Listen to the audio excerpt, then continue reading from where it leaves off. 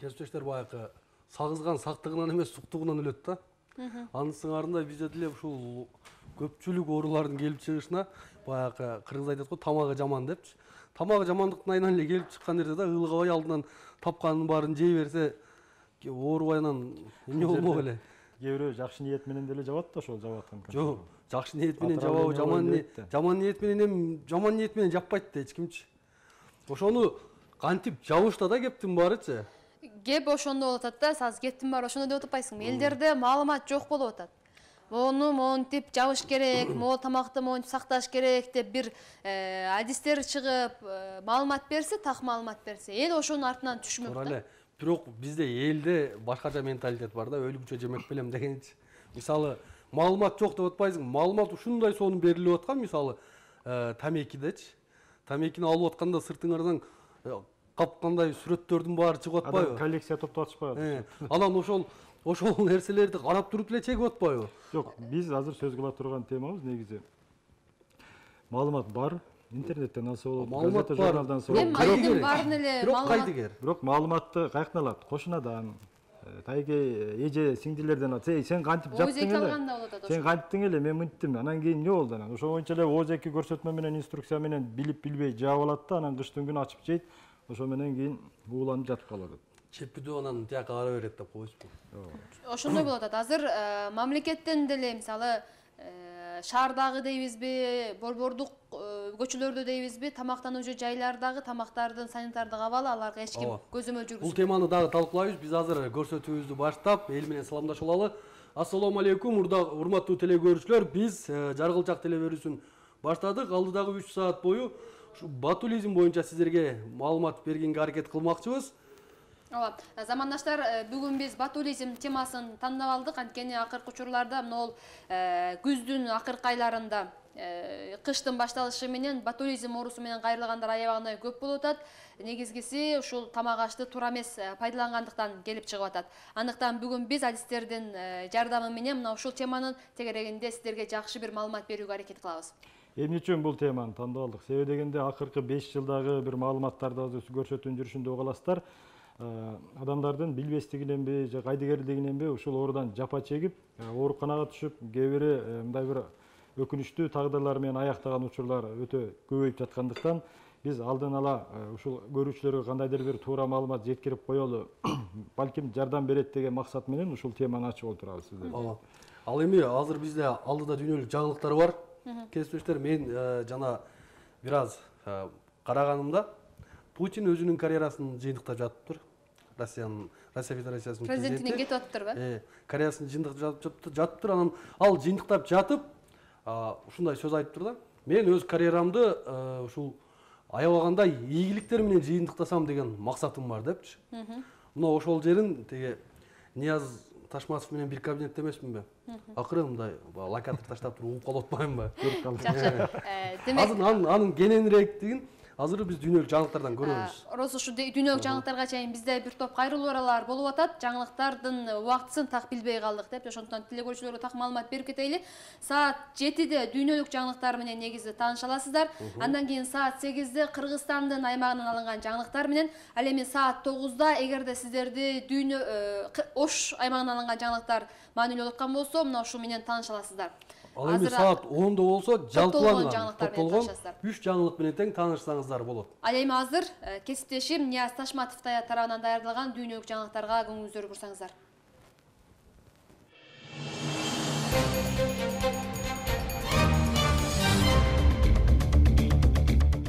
Дүйшөбүдө Орусия менен Кытай Алеппода 7 күндүк жарашуу орнотууну сунуштаган Бириккен Улуттар Уюмунун Коопсуздук кеңешинин резолюциясына вето койду. Орусия өкүлү сунушталгандай жарашуу Асаддын душмандарына өз күчтөрүн топтоштуруп алууга мүмкүндүк бере турганын билдирди. Сирияда жарандык согуш башталган 2011-жылдан бери Орусия Бириккен Улуттар Уюмунун Коопсуздук кеңешинин резолюциясына 6-чы жолу вето коюуда. Бул Кытайдын Сириядагы кан төгүүлөрдү токтотууга багытталган резолюция үчүн добуш берүүдөгү 5-чи жолу вето коюшу. Орусия президенти Владимир Путин карьерасын ийгиликтүү аяктоону каалай турганын билдирди. Ал Челябинсктеги Этерна өнөр жай ишканасынын жумушчулары менен болгон жолугушуусунда мамлекет башчылыгынан кеткенден кийин саякаттоону кыялданарын кошумчалады. Бүгүнкү күндө менин саякаттарымдын бардыгы тең аба майданга, андан кайсыл бир мекемеге барып кайра аба майданга кайтып келүү менен гана чектелүүдө. Албетте мен башкача жаратылышты, кайсыл бир тарыхый ажайып жайларды көрүү менен саякаттоону каалайм, деди Путин. Буга чейин Владимир Путин азырынча 2018-жылдагы президенттик шайлоого катышар-катышпасын чече электигин билдирген. Bloomberg агенттигине берген интервьюсунда орус лидери болучоктогу мамлекет башчысында жаштык менен жетилгендиктин айкалышы болушу керектигин кошумчалаган. Путиндин өзү быйыл 7 октябрда 64 жашка толду. Тажикстан Тышкы иштер министрлиги 5 декабрда дүйшөмбүдөгү Азаттыктын тажик кызматынын 6 журналистинин аккредитациясын калыбына келтирди. Алар жумушка чыгышты. 25 декабрда Азаттыктын дүйшөмбүдөгү кызматкерлери Мирзонаби, Холикзод, Мардони Мухаммад, Абдулла Ашуров, Мухаммад Бахор Ахматов, Амридин Олимов жана Шодмони Ятим Тажикстандын Тышкы иштер министрлигине чакырылган. Мекеме алардын аккредитациясы расмий түрдө жокко чыгарылганын кабарлаган. Бирок эмне себептен мындай кадамга барганын түшүндүргөн эмес. Азаттыктын тажик кызматы аккредитацияны кайтарып берген Тышкы иштер министрлигинин бул чечимине канааттанганын билдирүүдө. Франциянын өкмөт башчысы шайлоого катышаарын жарыялайт. Бул тууралуу Франциянын маалымат каражаттары 5 декабрда маалымдады. Премьер-министр Мануэль Вальс өз чечимин дүйшөмбү күнү айтып, социалисттик партиядан президенттикке талапкер болууга умтулмакчы. Партия праймеризди январь айында өткөрүүнү белгилеген. Бул партиядан президент болуп шайланган Франсуа Оланд кийинки мөөнөткө президенттик шайлоого катышпасын жакында эле билдирди. Борбор оңчул партия май айында боло турган президенттик шайлоодо талапкерин аныктаган. Ал мурунку өкмөт башчы Франсуа Фион болуп калды. 2010 жылдан берки Израилдин Түркиядагы биринчи элчиси Эйтан Найе Түркия Республикасынын башчысы Реджеп Тайип Эрдоганга ишеним грамотасын тапшырды. Аны тапшыруу аземи Анкарадагы президенттик сарайда өттү. Израилдин элчиси 2010 жылы Израилдин атайын даярдыктан өткөн аскерлери Газа секторундагы тосмону жарып кирүүгө бараткан. Мави Мармарды колго түшүрүшкөн учурда Анкарадан айдалган. Кемени колго түшүрүү учурунда 9 түрк жараны каза тапкан. Андан кийин эки өлкөнүн мамилеси начарлап, натыйжада элчилери чакыртылып, бир катар багыттар боюнча кызматташуу токтогон. Ушул жылдын жай мезгилинде тараптар Анкаранын талаптарын эске алып, мамилелерин жайгарууну макулдашышкан.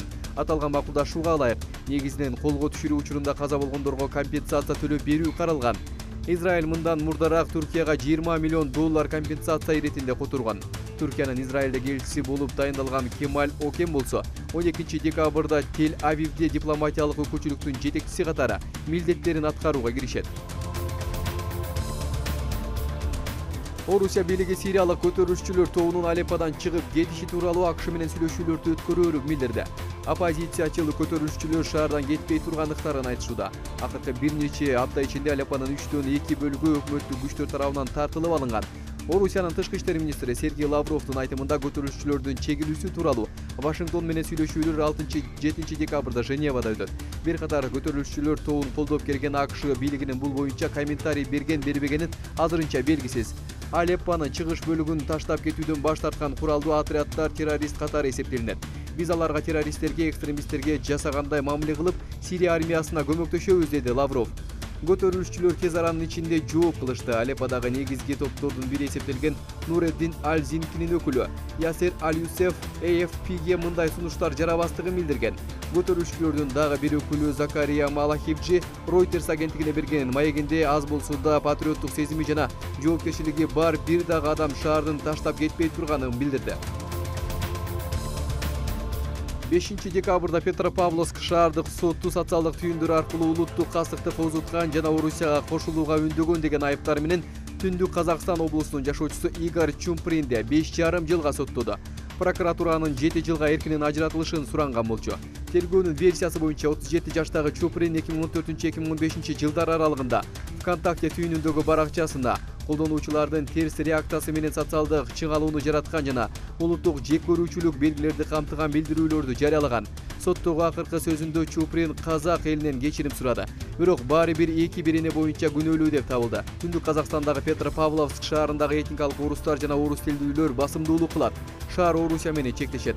Казакстанда 2015 жылдан бери интернет аркылуу жикчилдик жана улут аралык караздашууну козуткан деп кеминде 4 киши соттолгон. Орусия Крымды аннексиялап чыгыш Украинада жикчилдерди колдогондон кийин Казакстанда жикчилдик боюнча тынчсыздануу күчөгөнү айтылууда. Бириккен Улуттар уюму Беларустагы өлүм жазаларын айыптады. Өткөн аптада Европа биримдиги өлкөдө 3 адамга карата өлүм жазасы ишке ашырылганын ырастаган. Ноябрь айында камактагы Геннадий Яковицкий, Иван Кулеш жана Сергей Хмелевский өлүм жазасына тартылган. Ага чейин 2016-жылдын апрелинде Сергей Иванов өлүм жазасына өкүм кылынган. 5 декабрда Бириккен Улуттар уюмунун атайын баянамачысы Миклош Харасти өлүм жазалары Беларусь бийлигинин адамдардын жашоого болгон укуктарын таптакыр баркалбай тургандыгын бөлөндүрөөрүн билдирди. Беларусь мыйзамдары өлүм жазасын ишке ашырууга уруксат берген Европадагы жападан жалгыз өлкө бойдон калууда. Укук коргоочулардын маалыматы боюнча 1990-жылдардан бери өлкөдө 400дөн ашык киши өлүм жазасына тартылган. Андан бери өлүм жазасы буйрулган бир гана адам өлкө президенти Александр Лукашенко тарабынан ырайым кылынган. 4 ири компания Facebook, Microsoft, Twitter жана YouTube кечээ интернеттеги террорчулук боюнча материалдарга күрөшүү демилгесин көтөрдү.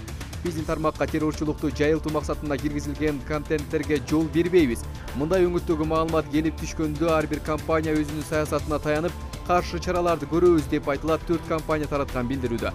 Алар бүгүндөн тарта террорчулардын элди өзүнүн катарына чакыруу үчүн жайгаштырган видеолорун идентификация кылган уникалдуу ыкмалар менен бөлүшө башташат. Бул террорчуларга байланыштуу жазууларды аныктап чыгуу мүмкүнчүлүгүнө ээ. Компаниялар террорчулардын радикалдуу жана үрөө учурган видеолору боюнча маалыматтарды алмашып турат.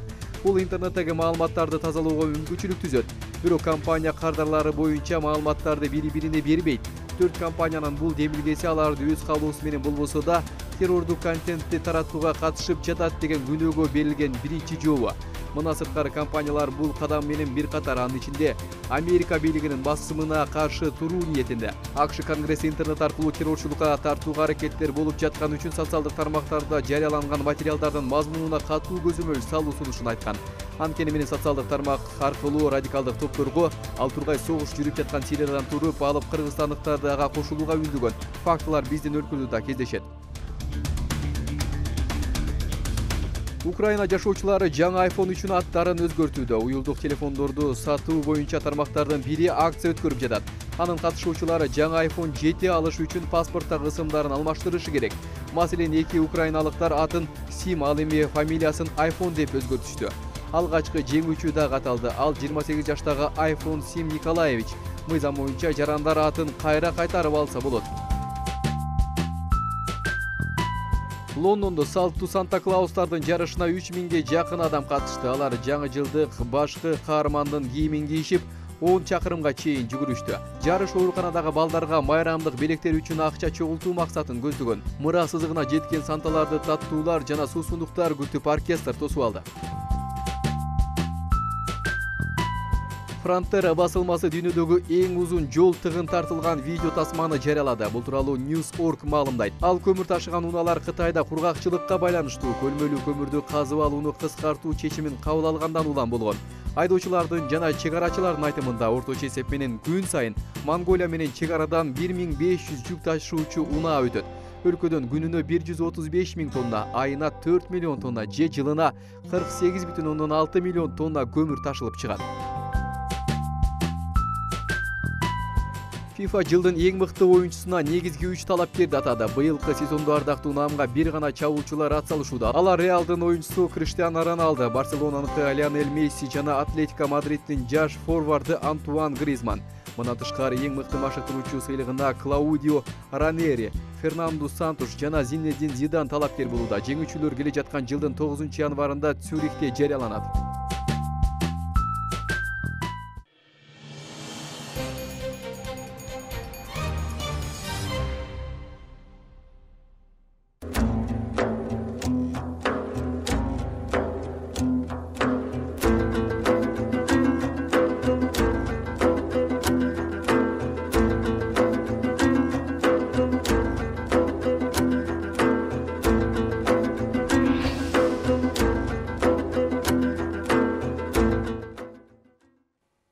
Замандаштар, биз жаргылчак берүүсүн улантабыз. Биз бүгүн ботулизм деген теманын тегерегинен талкуу жүргүзөбүз. Бул негизи кандай дарт, кантип дарыланыш керек, кандай көйгөйлөр болуп жатат.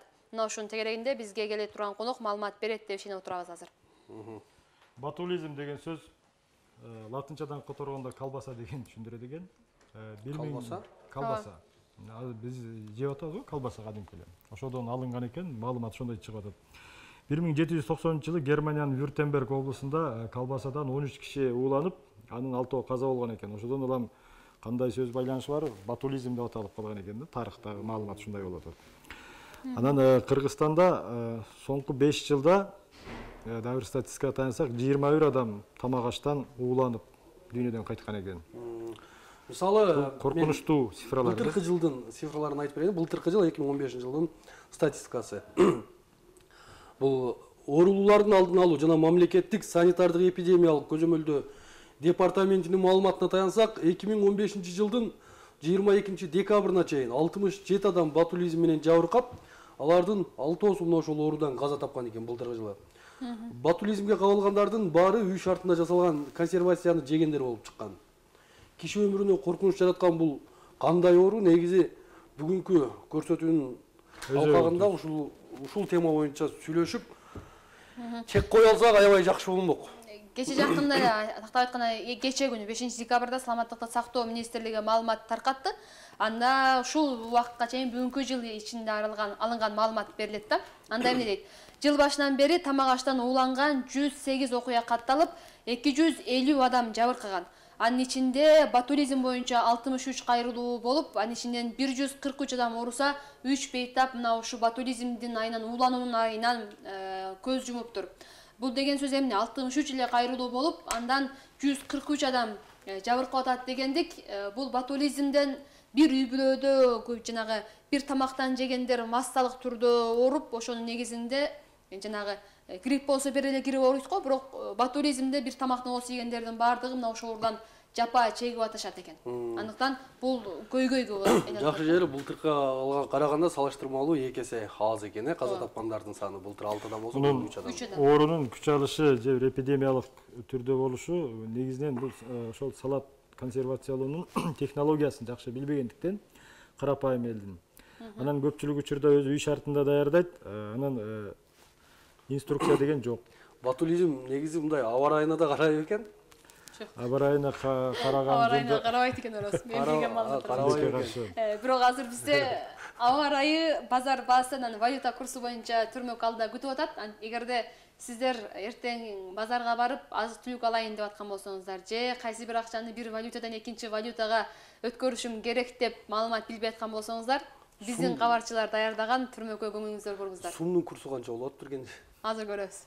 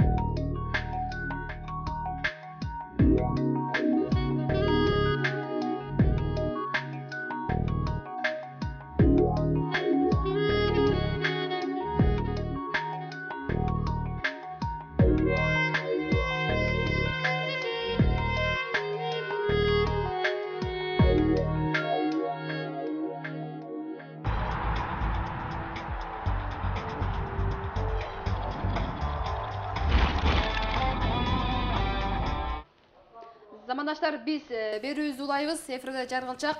Биз бүгүн ботулизм тууралуу кеп кылып атабыз. Биз түз эфирдебиз. Андыктан ушу ботулизм тууралуу эгерде сиздерде кандайдыр бир маселе суроолор турган болсо, бизге экран алдындагы телефондор аркылуу түз байланышка чыксаңыздар болот. Жакын бир аз убакыттан кийин бизге конок келет. Ошондой эле эгерде биздин көрсөтүүдөгү маалыматтар сиздерди кызыктыра турган болсо, биздин YouTube сайтында жана Osh Prim Checkit KG сайтында биздин баракчалар бар. Ошол аркылуу биздин жазылган материалды көрө аласыздар. Ооба. Эгер деле суроо бергиңиздер келип, же кандайдыр бир ой, пикир айтам дей турган болсоңуздар, азыртадан чалып айта берсеңиздер болот. Ал эми сурооңуздар болсо камдап туруңуздар. Саналуу мүнөттөрдөн кийин ошол сиздердеги олуттуу суроого ой жүгүртүп жооп бере турган конок келе турган болуп атат. Буюрса. Эми кесиптештер мындай болуп атат да. Ботулизм сырттан караганда анчалык биз маани бербеген оору. Ботулизмдин көпчүлүгүндө маалымат дагы жок. Бирок ушул ботулизмдин козгогучтары, вирустары, токсиндери жаратылышта аябагандай кеңири сакталыптыр дагы. Споралары 5 саат бою өлбөйт экен. Бул Кайнак сууга кайнаткан учурда дагычы. Анан кийин тышкы чөйрөдө бир нече жылдар бою өлбөй жашайт экен да. Демек бул вирус өлүп кетти деп таң калыштуусу кычкылтек жок жерде жашайт экен. Эми бул азыр бизге адис келип атайын, биздин түшүнбөгөн анча мынча суроолорго көрүүчүлөрүн түшүнбөгөн суроолорун адистер келип өзүнүн түшүндүрмөсүн берип кетет го. Негизинен биз маалыматтардын үстүндө айтылып атат, топуракта болот, андан кийин жер жемиш көтөт. Жер жемиштен ачыган эгер салатка кошулуп кетчү болсо, салатта чыгып, анан сен айткандай кычкылтексиз жерде бул өтө жакшы өнүгөт экен. Кээ бир кеңештер да бар экен. Консерваны ачкандан кийин оозун бир аз ачып кое турсаң, өлөт экен. ботулизмдин таякчылары өлүп калат деген. Кудай сактасын. Жок, негизи мындай экен да. Бакпаган экен мындай маалыматты. Мен жана бир маалымат окудум. Анан жанагы таң калыштуу же ар ким өзүнө ылайыктуу маалымат издейби? Ботулизм менен ооруп баштаганда жана 5-10 мүнөттүн ичинде эле аябай күчөп кетет экен да булчу. Анан ошол мезгилде кээ бирлер спирттик ичимдиктерди ичип экен, арак ичип экен. Анан бул арак кесип кетет. Арак жок, көпчүлүк эмеге жардам берет го, сезбей каласың. Бирок ушул жерде ботулизмде наоборот 2 эсе күчөтөт экен кайра ботулизмдичи. Жана ичиндеги вирусту көбөйтүп туруп кайрадан иштетет экен да. Таба ошол таякчалардын андан аркы өрчүшүнө спирттик ичимдиктер абдан жакшы ыңгайлуу шарт. Деги эле ботулизм Кудай бетин салбасын, эгер ботулизмге чалдыгып кала турган болсоңуз, арактан жаа бою качып эле алыстап турганыңыз оң экен негизи. Дарыгерлер айтышат, эгерде ботулизмден жабырккан болсоңуздар, негизи ушу тамак ашкан уланууну өзүңүздөр сезгенде сөзсүз түрдө дарыгерлерге тез аранын ичинде кайрылыңыз депчи. Себеби көп учурда мына ушул жөнөкөй деп эле биз анча маани бербеген оорудан айрым жарандар көз жумган учурлардагы кездешип атат. Бул учурда марганцовка ичиш керекпи негизи? Марганцовка 5% сода эритмесин ошондой үй шартында пайдалана турган нерселер. Бирок бир өкүнүчтүүсү бир үй бүлөдөн массалык түрдө ууланып калган учурлар болуп атат. Кээ бир бул коомдук жайларда эмес, көпчүлүк ошол үй бүлөлүк алкакта болуп атат. Себеби дегенде ошол үйдүн коногу болобу, өзүнүн мүчөсү болобу, үй бүлөлүк мүчө, бардыгы ошол жабылган консервадан ооз тие деген дагы. Эми бул жерде мага таң калыштуу да, ошол конок келсе ушул суроону берсек жакшы болчу да. Негизи ошол ботулизмдин вирустары, инфекциясы бар тамакты кантип билсе болот негизичи? Ошондой суроолор да бизде алдын ала түзүлгөн. Караңгы болуп атат да негизичи. Анан азыр адис келгенде негизи баягы курсагың аш турса курулдап, анан алдыңда турса, жебей карап турсаң, анан баягы жакшы тамак калганча жаман курсак айрылсын болуп туруп жейсиң, анан азабын тарта берет экенсиң да артынан. Эң негизгиси ошол шектүү тамактан биринчи ооз тийсе чоңдор ооз тийсин дейт экен. Анан балдарды эч качан жолотпош керек экен. Өлсө да чоңдор өлсүн дегенде. Өлсө да чоңдор өлсүн. Балдарга көтөрүшү оор экен да бул вирустун. Жашоонун философиясы ушундай болот да. Чоңдор көбүрөөк жашагандар кете берсе болот, анан жаштар өзүн жашасын депчи. Азыр бизде жардамалык бөлүм бар экен. Замандаштар алдыда жардама, андан кийин кайрадан биз маегибизди улайбыз.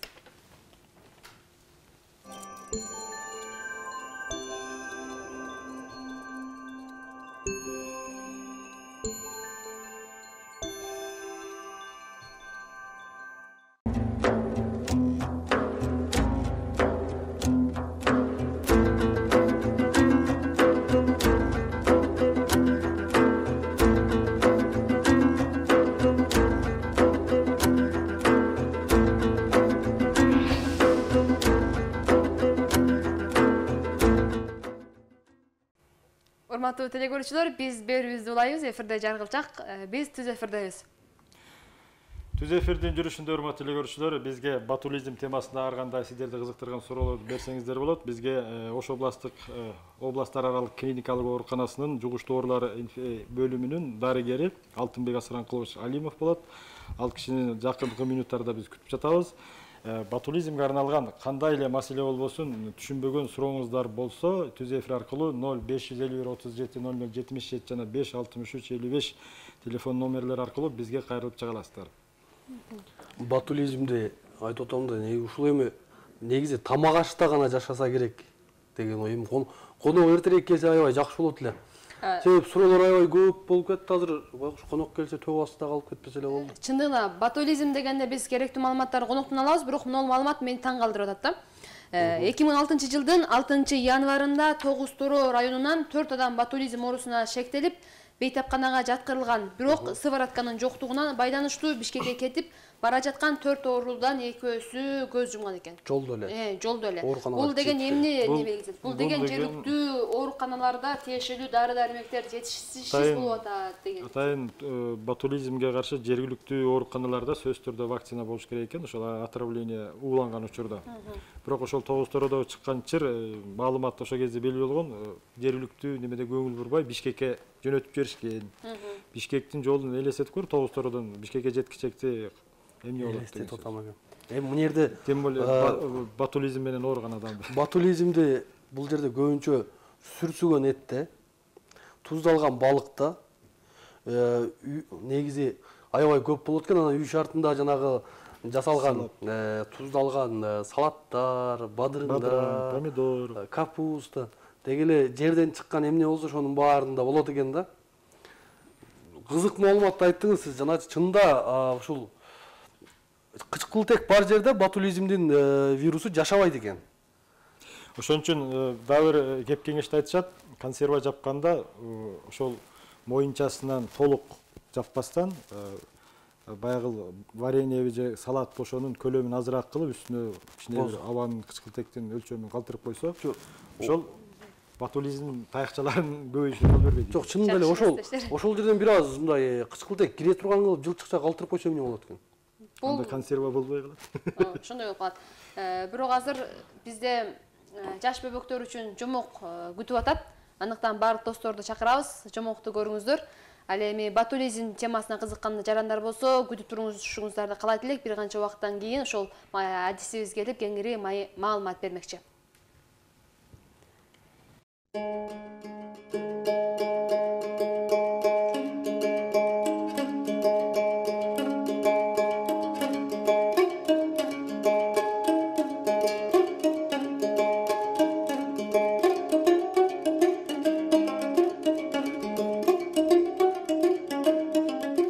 Саламатсыңар кымбаттуу жомок армандар. Саламатсыңар кымбаттуу ата-энелер, кымбаттуу балдар. Биз кайрадан жомогубузду баштайбыз. Өткөндө биз Ахметбек менен Жусупбек деген жомоктун биринчи бөлүгүн айтканбыз. Анда билесиңер, баягы хан балалуу болбой жүрүп, акыры бир эки уулду болуп, хан өтүп, эки уулу өтө илимдүү, өтө билимдүү, өтө баатыр жигиттер болуп, атасындай болуп, хандыгын башкарып, жыргап жашап калышат. Ошол учурда башка бир жерде Кызылбаш деген бир хан болгон экен. Анткени башында чачы жок болсо керек да. Тасырайган таз хан болсо керек. Ошол киши хан бир күн жатып түш көрөткөн. Түшүндө башынан бир табак кызыл алтын чачырап кетти. Оозунан дегенде кара куш чыгып кетти. Эки жанында эки жол бар, секирип келатат экен, кардын жара тартабыз деп. Деп багы Кызылбаш чочуп кетип ойгонуптур. Ойгонсо жүрөгү лакылдайт. Жүрөгү түшүп калыптыр. Багы неме доолбасын доңгулдатып, чаап 40 жигитти чакыртып, ордодогу акылмандарын баарын чакыртып айтыптыр да. Мен түш көрдүм, түшүмдө мүшкүл иш көрдүм. Түшүмдө башыман бир табак кызыл алтын чачырап кетти. Оозумдан бир кара куш учуп чыгып кетти. Эки мага кардымы жара тарткан эки быкыныма эки жол бар секирип келатат. Ушул төш кандай түш, түшүмдү жору кыла деп. Эч ким таба албайт. Анан элдин баардыгын топтоп, бүт хандыкта келип топтоп. Ким ушул менин түшүмдү жоруса деп, жоруйт деп. башынан аяғы башынан бутуна чейин алтын куям. Эч ким таба албайт. Анан кийин 40 жигит айтыптыр. 40 күндүн ичинде түшүмдү жоргон кишини таап келесиңер. Болбосо 40-ын тең башың алам. Анткени мен силерди багып атам, кийинтип атам, ичиртип атам. Мен түшүмдү жоргон киши таппасаңар башыңарды алам деп. 40 жигит ким түш жоруйт деп элдин баарын кыдырып чапкылап кетишиптир. 10 күн өтүптүр, 15 күн өтүптүр, 20 күн, 30 күн, 35 күн, 39 күн болуптур. 40 жигиттин бири да таба албай коюптур түш жоргон кишини. Анан ошо 40 жигиттин бирөөсү бар экен, жаңы үйлөнгөн экен. Баягы кыз менен бала экөө бири бирине бири ашык болуп араң жетишкен жигиттер экен. Баягы кыз менен бала экөө эмертең хам менен башым ала кыя чабат деп кыз менен бала баягы үйлөнгөн 2 жаш отуруп алышып бырыктап ыйлашат экен. Анан аты менен чыгып кетип кайра келип дагы ыйлайт экен. Анан ошол жерде бир ошолордун колунда бир кул бала бар экен да, кул сатып алган баласы бар экен. Ошол баланы минтиптир 39-күн. Таксыр, сиздер эмне туруп ыйлап атасыздар? Кайра эле ыйлап атасыздар, эмне болду десе. Сени ишиң эмне дептир? Бар жогол ана өзүң ишиң кыл. Деп баягы вазир катуу айтып койгондо кыз айтыптыр. Койчу эми ушуга эмне айтасың? Өзү эртең мына башыңарды алганы ала турган болуп атса, бул бир бечара жетим кул болсо, ушунун көңүлүндө оорутпай эле айтып кое бербейсиңби деп. Туура айтасың. Кой, бергел, капа болбо, бергел. Жан отургузуп, чачынан сылап. Бала ханыбыз ушундай бир жаман түш көрүптүр. Жаманбы, жакшыбы билбейм, ушундай бир башынан алтын чачырап кетиптир, оозунан кара куш түшүп кетиптир. Ошол түштү жоргон кишини тапкыла деди. Эгер ошону таппасаңар, баары 40 жигиттин башын алабыз деди. Эртең 39 күн болду, эртең 40-күн. Эртең башыбыз алынат. Ошого мына ушул сүйгөнүм менен ажыраш, мен өлгөн өлүмгө кетип атам.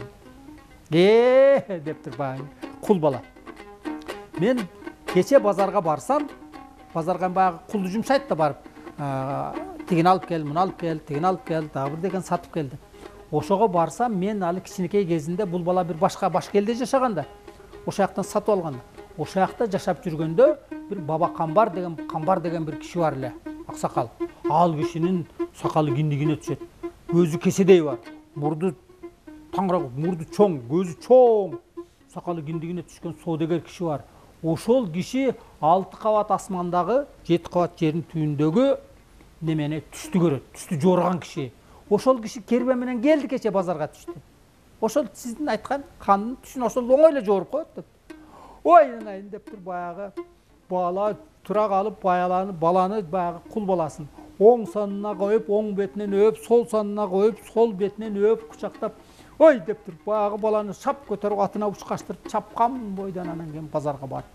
Базарга барса, баягы баба Камбар кербенчи баягы жүктөрүн баарын түшүрүп, бирисин бияка жыя турганын жыйып, кое турганын коюп, төйлөрүнө, качырларына чөптөрүн, жемдерин берип, сууларын берип, эми бүтүп баягы эс алганды жөнөп аткан экен.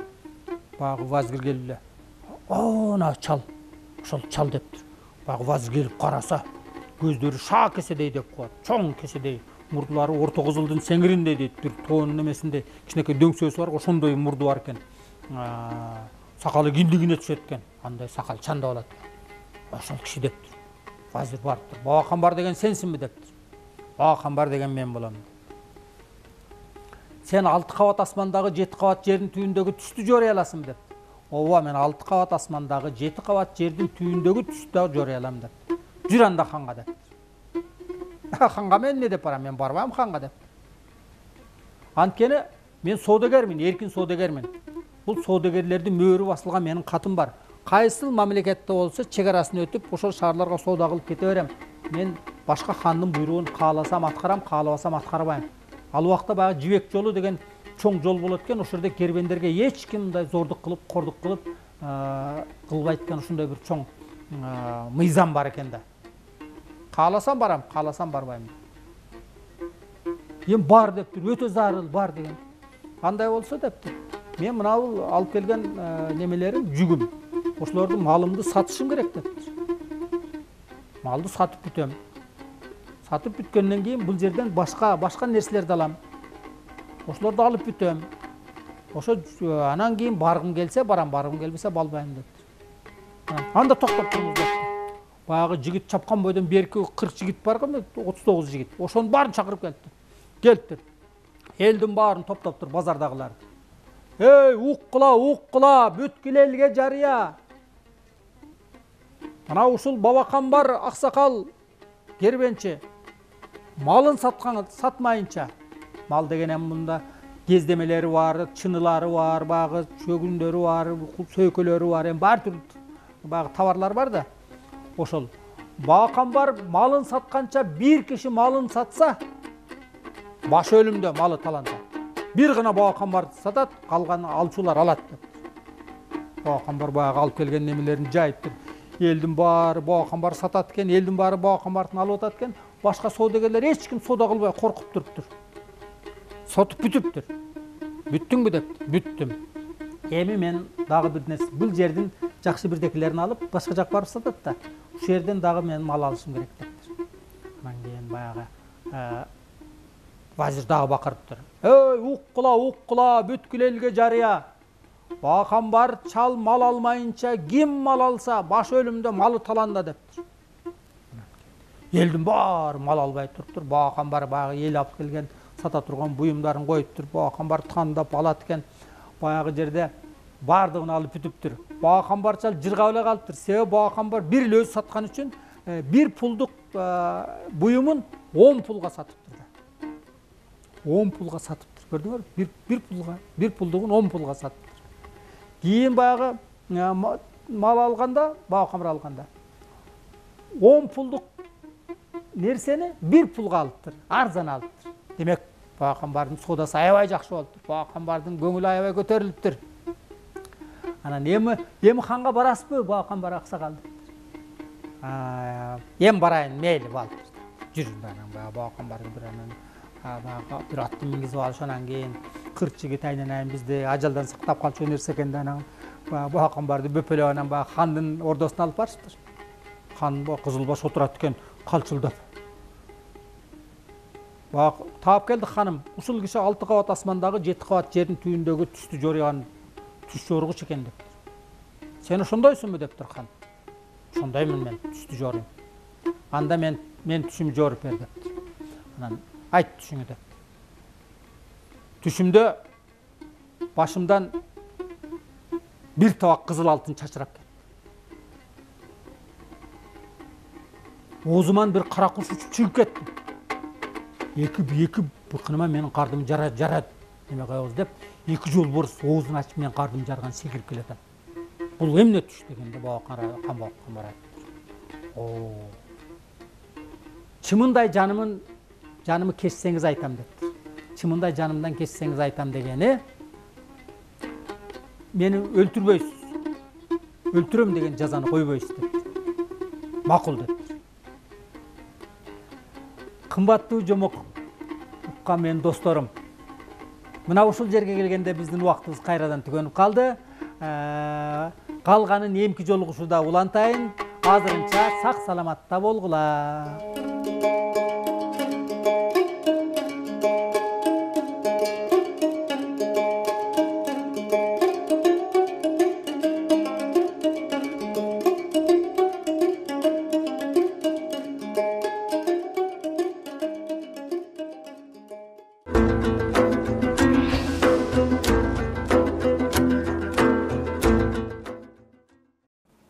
Урматтуу телекөрүүчүлөр, биз берүүбүздү улайбыз. Эфирде жаргалчак, түз эфирдебиз. Түз эфирдин жүрүшүндө урматтуу телекөрүүчүлөр, дагы бир жолу эскертип коелу, биз ботулизм жөнүндө сөз кылып атабыз. Кандай сиздерди кызыктырган суроолоруңуздар болсо, бизге экрандагы телефон номерлер аркылуу чалып кайрылсаңыздар болот. Ооба, албетте кайрылсаңыздар болот, бирок конок келгенден кийин анан бизге ботулизм боюнча суроо берсеңиздер жооп бере албайбыз. Ботулизмди биз деле ботулизм боюнча бир аз маалыматтарды айтып отурабыз, бирок азыр саналуу гана мүнөттөрдөн кийин коногубуз келет. Ботулизм эмне экенин ийине жибине чейин ошол коноктон тактап сурап алабыз. Мал Кыргызстандагы фитосанитардык абал жөнүндө да бир топ маалыматтарды алдым да мен. Бизде кандай текшерилет дегиле азык түлүктөр? Казанга чейинки, түшкөнгө чейинки этапта Кыргызстан мыйзамдары боюнча эт, сүт жана башка азыктар бышканга чейин ветеринардык көзөмөл кызматы текшерсе, ал эми казанга түшкөндөн кийинкисин санитардык эпидемиологиялык кызмат текшерет дейт. Бирок текшерүүгө текшерет деп деле айтууга болбойт экен. Себеби дегенде эки кызмат тең тамак ашка байланыштуу рейд жүргүзүш үчүн алгач экономика министрлигинен уруксат алат экен. Андан соң текшерүүчү кафе, ресторанга же базарга 10 күндөн кийин барабыз деп эскертет экен. Кагаз жүзүндө эскертүү жөнөтөт экен. Андан аз келгенсип текшериле турган коомдук тамактануучу жайлардын тизмеси интернетке чыгарылат экен. Эми бул деген сөз баягы орусча айтканда эффект внезапности деген нерсе жоголот. Жоголот. 10 күнүн ичинде ал сөзсүз түрдө бир мурдагы суроо өтүшүп кеткен азык-түлүктөрүн тазалайт. Анан комиссия келгичекти аракет кылат, даяр жакшынакай болуп көрүнүшкө. Бирок комиссия кеткенден кийин кайра эле баягы көрүнүштөр кайталай бериши мүмкүн. Бул мындайча алып караганда мыйзамдык тарабынан дагы ал тамак аш тейлөөчү ишканаларга кандайдыр бир ыңгайлуу шарт түзүп койгондой да. Чындап эле эми 10 күндөн кийин барабыз десе, ким болсун деле даярданат да. Анан негизи бул өткөзүлгөн иш-чаралар жанагы чынында эле кожо көрсүн эл уксун деп галочка үчүн эле жүргүзүлгөн иш-чара да. Кезинде андай да болуп жүргөн. Кезинде калаган учурда басып кирип калаган текшересиң деген дагы эреже бар эле, бирок бул өз кезегинде ошол кээ бир кызматтардын өз кызматын кыянаттык менен пайдаланып, калаган учурда кирип, анан жеке ишкердин ишмердүүлүгүнө тоскоолдук кылган учурлар да болгон да. Мындан улам өкмөт мына ушундай кадамга келгенге мажбур болгон. Кенже азыр биздечи жарнама экен деп коркуп кетпе. Жарнама эмес, бирок ошол жарнама сыяктуу эле тасма бар экен. Эми акчаң болсо калтаңда, каалашыңча талтаңда дейт эмеспи? Биздин эфирдин темасына байланышы жок болсо дагы жарнамалык сюжет бар экен. Ошол сюжетти көрөлү дагы, андан соң биз эфирибизди уланталы. Андан соң тилекке каршы жарнама, андан кийин Кыргызстан аймагынан алынган жаңылыктар бар. Мына ушулар менен таанышып алыңыздар. Жаңылыктардан кийин сиздер биз күтүп аткан конок келет. Демек, сурооңуздарды даярдап турсаңыздар болот.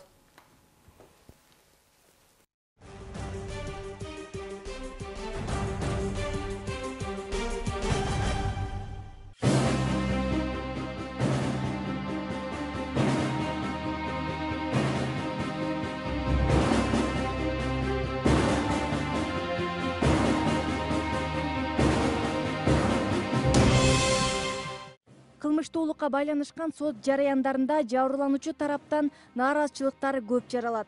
Алар адвокаттар эмне үчүн кылмышкерлерди жакташат, жабырлануучулардын укугу көз жазымда калабы деген даттанууларын билдирип келишүүдө. Ошондон улам карапайым элди эч ким ойлобойт, эч ким коргобойт деген сөздөр айтылат.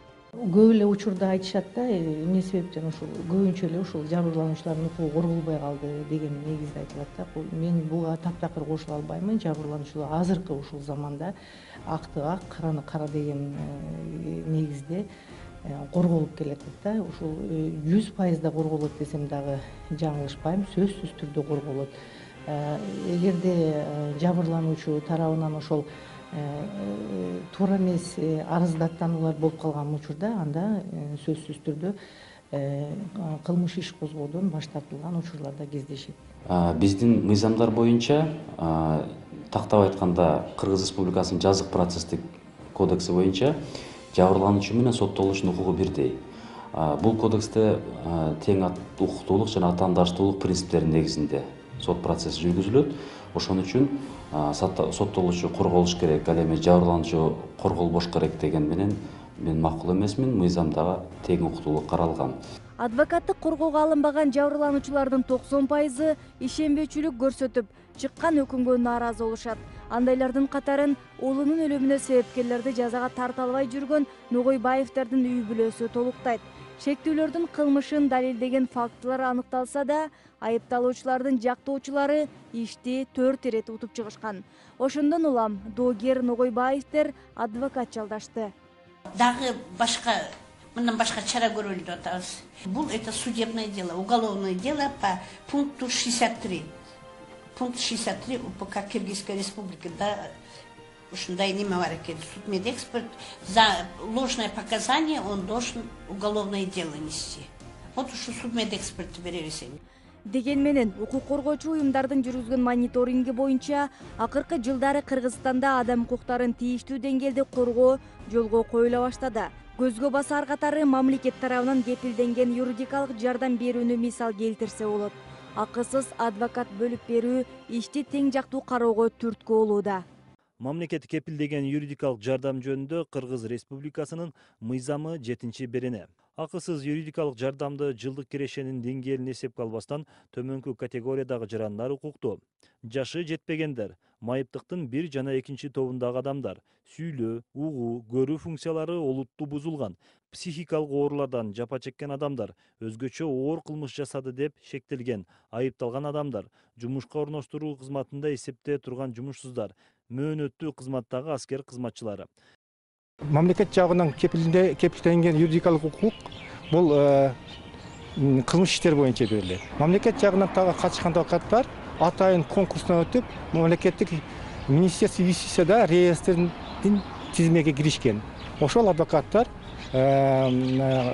юридикалык кызматтарды беришет. Мыйзам боюнча укук коргоо уюмдары тергөөнүн жүрүшүндө кандайдыр бир мыйзам бузуулар же болбосо тергөөчүлөр тарабынан кыйноолор болуп жаткан учурда гана шектүүлөрдү коргоого кирише алат. Баш мыйзамдын 40-беренесинин 3-бөлүмүнө ылайык ар бир жаран юридикалык жардам алууга укуктуу. Ошол себептен ушул эле башкы мыйзамдан калган мыйзамдар чыгат. Ар бир адам өзүнүн укуктарын, өзүнүн кызыкчылыгын жактоого укугу бар. То есть именно ар бир адам аны укук коргоо органдары чакырабы же мамлекеттик органдар, структуралар чакырганда ал жерге өзү эмес жактоочуну алып барганга укуктуу. То есть ар бир өзүнүн кадамын, ар бир өзүнүн кызыкчылыгын жактаганга укуктуу. Мыйзам боюнча жабырлануучуга милдеттүү түрдө адвокат жалдоо көрсөтмөсү жок. Ыктыярына карап, жактоочудан баш тартса болот. Ага кошо эле кылмыштын кайсыл түрү болбосун каалаган адвокатын тандап коргоого алына алат. Ошол эле учурда прокурор жабырлануучунун да мыйзамдын кызыкчылыгын дагы тең тараптуу карайт. Эки тараптын тең укуктуулугу атаандаштык принцибине жүргүзүлөт деп эдикпи? Соттун алдында, мыйзамдын алдында тараптар тең укуктуу жана бирдей. Ошол себептен жабырлануучуну судья эмес, прокуратура органы коргойт. Анткени мамлекеттин атынан айыпты колдой турган орган прокуратура, мамлекеттик айыптоочу деп аталат. Ошол эле учурда мамлекеттин дагы кызыкчылыгын, мыйзамдын кызыкчылыгын, анан жабырлануучунун кызыкчылыгын коргойт. Соттолуучу адвокат алган болсо, жабырлануучу деле адвокат алууга укугу бар. Бул жазык процесстик кодексинде анын укуктары толугу менен көрсөтүлгөн.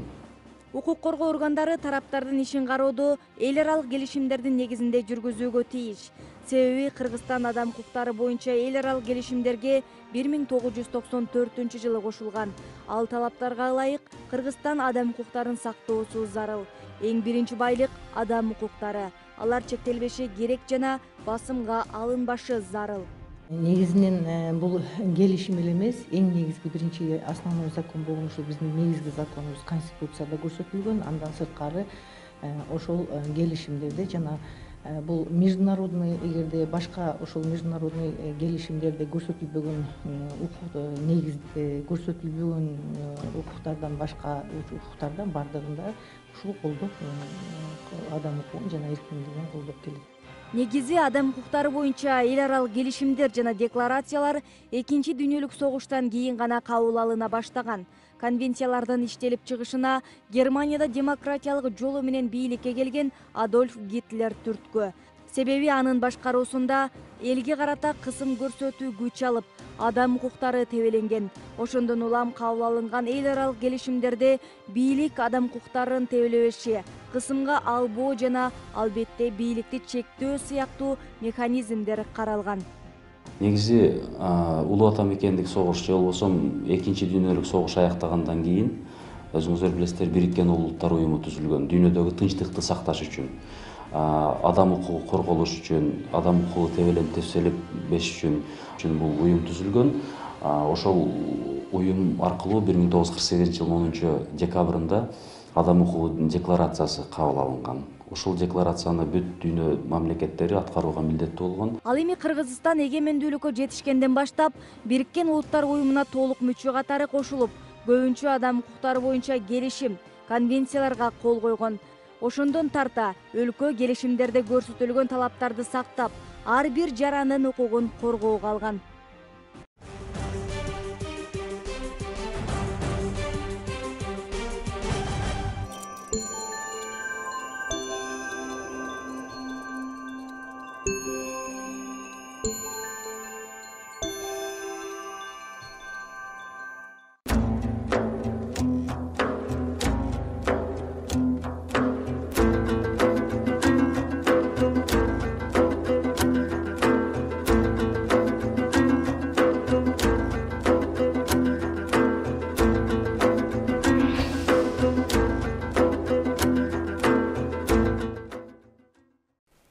Замандаштар, эфирде жаргылчак, биз түз эфирдебиз. Азыр биз бүгүн батулизм темасын тегерен талкуу жүргүзүп жатканбыз. Азыр маек, конок менен маек бөлүгүнө келип жетти кезек. Бүгүн бизде конокто Ош облустар аралык бириккен клиникасынын инфекциялык оорулар бөлүмүнүн дарыгери Алтынбек Асранкулович Алимов бизде мейманда. Биз конокту күтүп алалы. Мен конокту алып кирейин. Келип калды, келиңиз. Ассаламу алейкум. Жакшысызбы? Жакшы келип алдыңызбы? Келиңиз, олтуруңуз.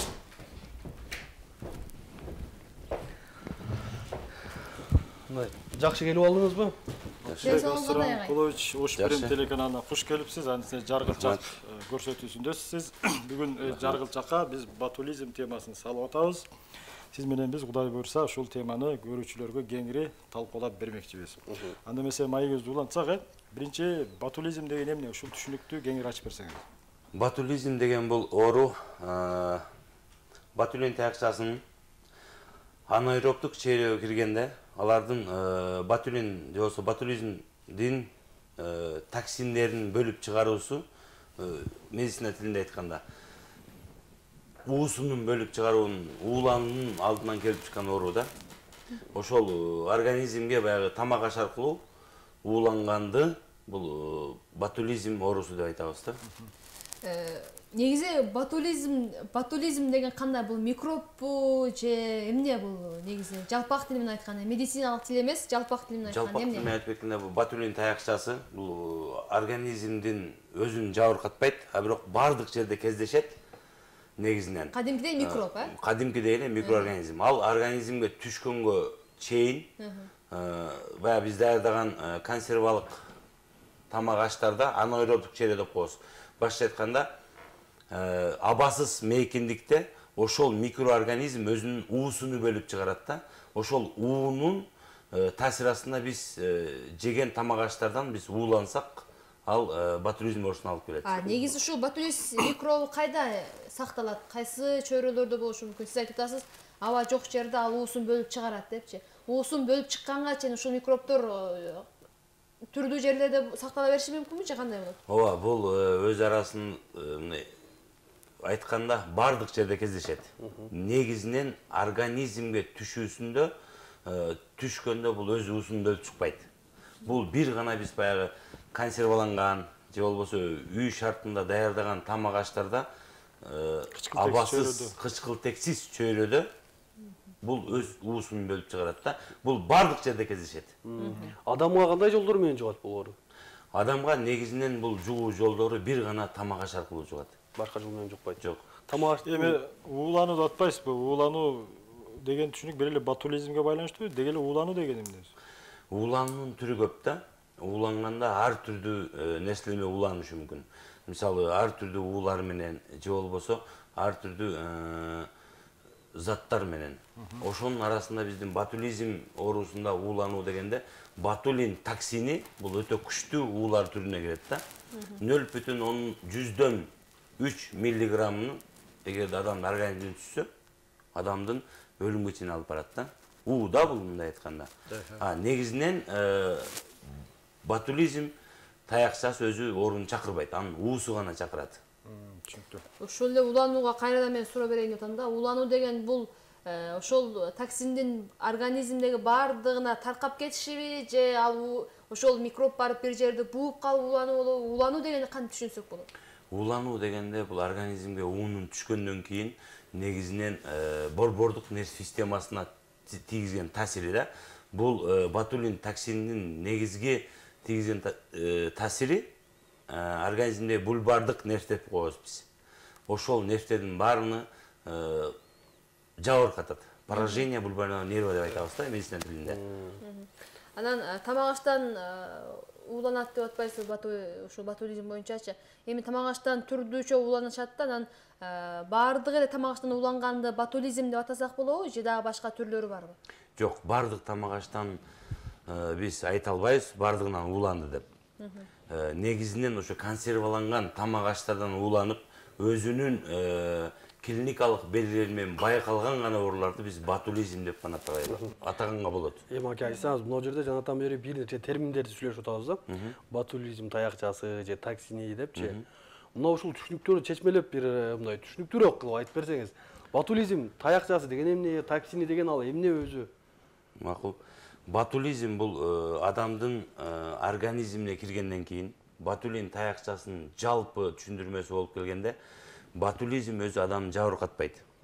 Бирок ботулизмди чакыруучу микроорганизм организмге түшкөнгө чейин биз жашаган тамак аштарда жана ака айтып өтүп кеткендей абасыз мейкиндикте өзүнүн уусуну бөлүп чыгарганда токсин дейбиз да биз медицина тилинде.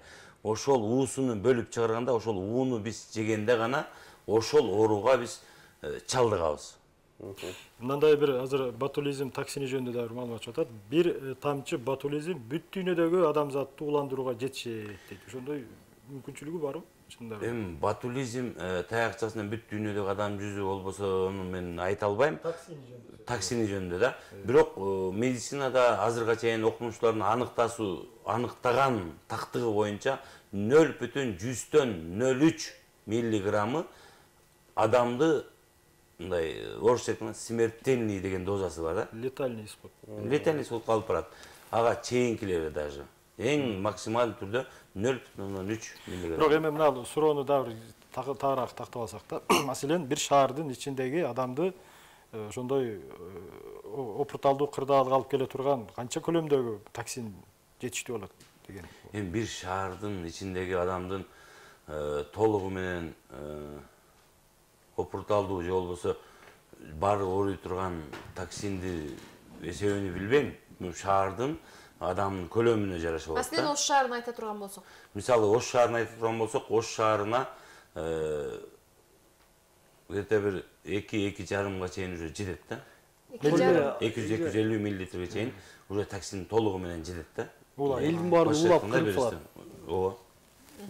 Анан эми негизи оору козгогуч таякчылардын оорунун булагы кайда жатат деп суроо берейинчи. Оорунун булагы негизинен жалпы айылына чөйрөдө бардык жерде кездешет. Оорунун булагы болуп бир гана ошол консерваланган тамак аштар гана болот да. Себеби үй шартында баягы туура эмес консервалаганда же болбосо баягы гигиеналык тазалыктарды сактабагандан келип чыккан болот. Тилекке каршы азыр биз маалымат окудук. Бир эле консерваланган тамак аштар эмес, ошол эле балыктан же кургатылган эттен дагы ушул токсиндер пайда болот деп. Кандай? Жок, сүрсүгөн, кургатылган эттерден ал болушу мүмкүн эмес. Ал ошол даярдалган тамак аштар эгерде абасыз мейкиндикте сакталса, анда азыр биз ушул элдин жалпы элдин ботулизм жөнүндө кандай маалыматы бар экенин кичине сурамжылоо жүргүздүк элек, ошону режиссерлер коюп берсек, көрүп алып майгөз улантсак андан ары.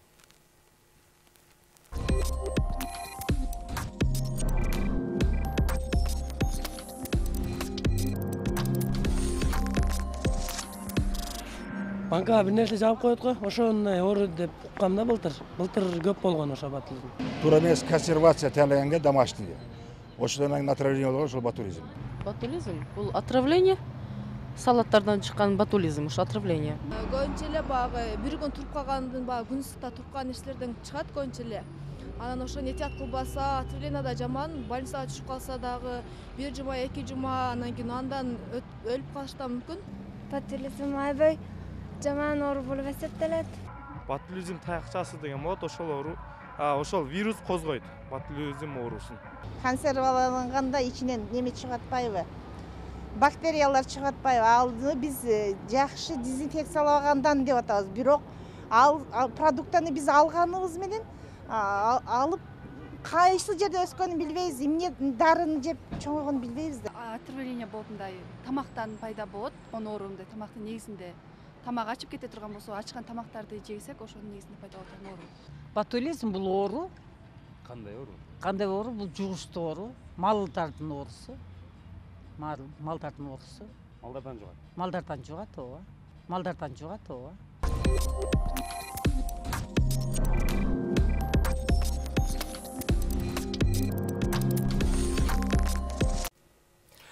Мына ушул сурамжылоону көрдүңүз, анан элдин көпчүлүгүндө ботулизм деген бул кандай оору дегенде маалымат жок экендиги ачыкталды биздин сурамжылоонун жыйынтыгындачы. Эмне үчүн элде ботулизм деген кандай оору экени маалымат жок?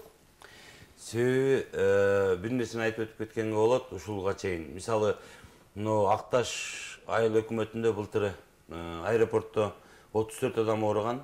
Ошондон кийин адамдар бирине бири өздөрүнчө мындай айтышып келди. Быйылкы жайдын убагында мага 1-2 адам кайрылды. Мисалы, кандай даярдаса болот, диетолог катары бизге кайрылды да. Бизден сураганда биз мисалы Төрөев Манас деген кайрылды.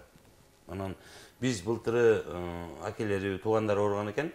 Ботулизм оорусуна ушинтип ооруган, ушундай болгон дегенде биз Төрөев Манаска толугу менен түшүндүрмө бердик. Ботулизм оорусу өз алдынча ботулин таякчасы оору чакырбайт. Бул даярдалган, үй шартында даярдалган жанагы консерваланган тамак аштар аркылуу оорун ушинтип чакырат. Сиздер кайрылмай сайын маалымат бербейсиздер. Кантип элге жалпы маалымат беребиз? Элге жалпы маалыматты биз теле берүү аркылуу беришибиз мүмкүн.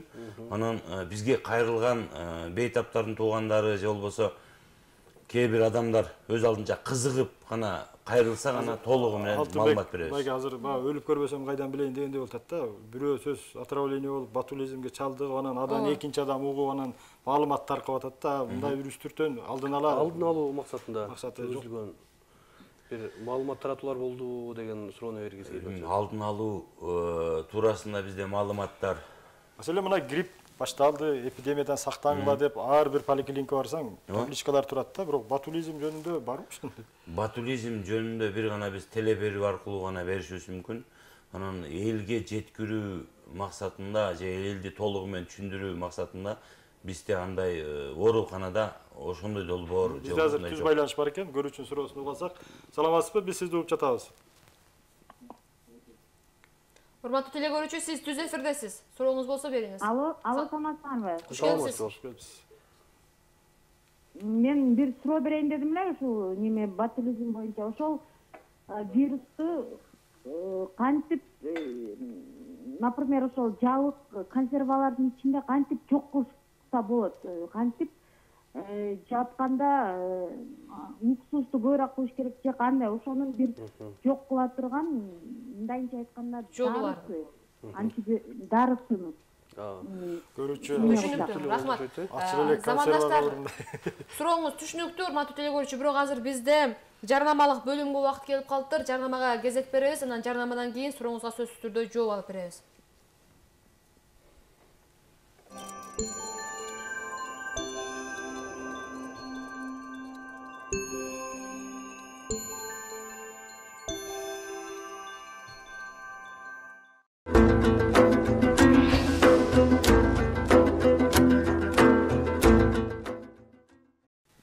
Замандаштар, биз түз эфирдебиз. Ботулизм боюнча талкуу жүргүзүп жатабыз. Бизде конок бар. Агай азыр жарнаманын алдына теле көрүүчү суроо берип кетти. Негизи ушул ботулизм жок болуш үчүн кантип ошол консерваланган тамактарды даярдасак болот деп жолу барбы негизи? Негизинен жолу бир гана гигиеналык жол менен да. Таза гана даярдаса, таза жууп, таза консерваласа, анда ботулин таякчасы өзүнүн уусун бөлүп чыгарбайт. Башка айтканда, ошол даярдаган тамак ашта ботулин таякчасы жок болот. Бул таза дегендик, бул ошол мисалы бадыраңы туздап атабы же помидор туздап атабы, ошондо кээ бир жанагы бүртүкчөсү бар, бир жарасы бар, немелер бар да. Ошолорду ичине кирип калышы мүмкүнбү же ошол банканы буулап атканда же да башка себептерден уламы же гигиена сактала албай калышы мүмкүн? Ал жерде негизинен ошол даярдалып аткан тамак ашта, банканы буулаганда же башкада эмес. Тамак аштарды толугу менен даярдап аткан учурда таза жуулбагандыктан, таза даярдалбай калгандыктан негизинен келип чыккан оору да. Тактап берсеңиз, маселен помидор, помидорду туздап атабыз. Онун ичинде болушу мүмкүнбү ботулизм таякчасы? Жок, анын ичинде болбойт. Сыртында жайгашат бул негизи. Сыртында жайгашат, же болбосо негизинен айрылма чөйрөдө көп болгондуктан бул топурак же болбосо баягы чаң аркылуу же баягы кир аркылуу ошол топурактардын жабышып калган аркылуу. Өтө таза кылыш үчүн кайнак суу менен эле жууса кетеби же дагы башка каражаттарды колдонуп жууш керекпи? Жок, негизинен кайнак суу же муздак сууга деген карабайт, ал негизинен таза жууса, таза. Ошонун аркасынан эле баары таза болот. Көп маселе пайда болот да ошол жерде. Жана жарасын алып ташташ керекпи же ошол менен чогуу эле туздай берсе болобу деген көрүшү. Ошол ар бир мөмө жемиштин жабыркаган жерин толугу менен алып салыш керек. Жабыркаган жер жөнүн эле жабыркайт да. Ошол жерлерде айылына чөйрөдөгү баягы чаң же болбосо топурак болушу мүмкүн. Алып салыш керек ал жерлерин. Эми бул биз жанатан бери өсүмдүктөр жөнүндө, мөмө жемиштер жөнүндө сүйлөштүк да. Эми бул вирус таякчасы тирүү жандыктарда болобу? Негизинен толугу менен айылына чөйрөдө болот. Бул мал, койлордо же болбосо адамдарда ошол биз консервалабаган жайдын күнү жеген жаныбарлардын тоютунда жана биздин эле жеген мөмө жемиштерде организмге түшөт. Кадимкидей эле организмге түшөт дагы, медицина тили менен айтканда вегетативдик формасына өтөт да. Аны кандай деп ал дегени ошол спора деген сөз жанагы мисалы токсин бөлүп чыгарат деп атпайбызбы? Спорага чейинки убакыт бул вегетативдик убакыт да. Спораны 5 саатка чейин кайнатсак өлбөйт. А бирок вегетативдик формасы 15-20 мүнөттө өлүп калат да, кайнаганда эле. Мисалы, адамдын ичине кирди да. Ашказанда менимче кычкылтек жок. Бул жерде көбөйүшү мүмкүнбү ала? Жок, организмдин адамдын организминде ошол тамак сиңирүү тутумунда толугу менен кычкылтекке бай. Себеби кычкылтек жок деп айтканы болбойт. Организмге түшкөндөн кийин ошол жанагы айткан вегетативдик формасын дагы булар өз алдынча көбөйүп, биздин организмде көбөйөт дагы, сыртка заң аркылуу чыгат дагы, айылына чөйрөгө толугу менен кайра таркалат. Башкача айтканда көбөйөт биздин организмге түшкөндөн кийинчи. Циркуляция ошентип уланып кете берет. Ооба. Кайрадан баштагы биринчи калыбына келип түшөт. Калыбына келет. Организмге түшкөндөн кийин, сыртка бөлүнүп чыккандан кийин булар өз ара кайра спорага айрылат. Эми азыр сиз айтып өттүңүз, негизинен консервация учурунда көп кездешип жатат, тамак аштардыкы. Эмне үчүн консервация учурунда көп болот ошол уулануу. Анан кийин кандай катачылыктарды кетирет ошол ууланууну пайда болушуна адамдар?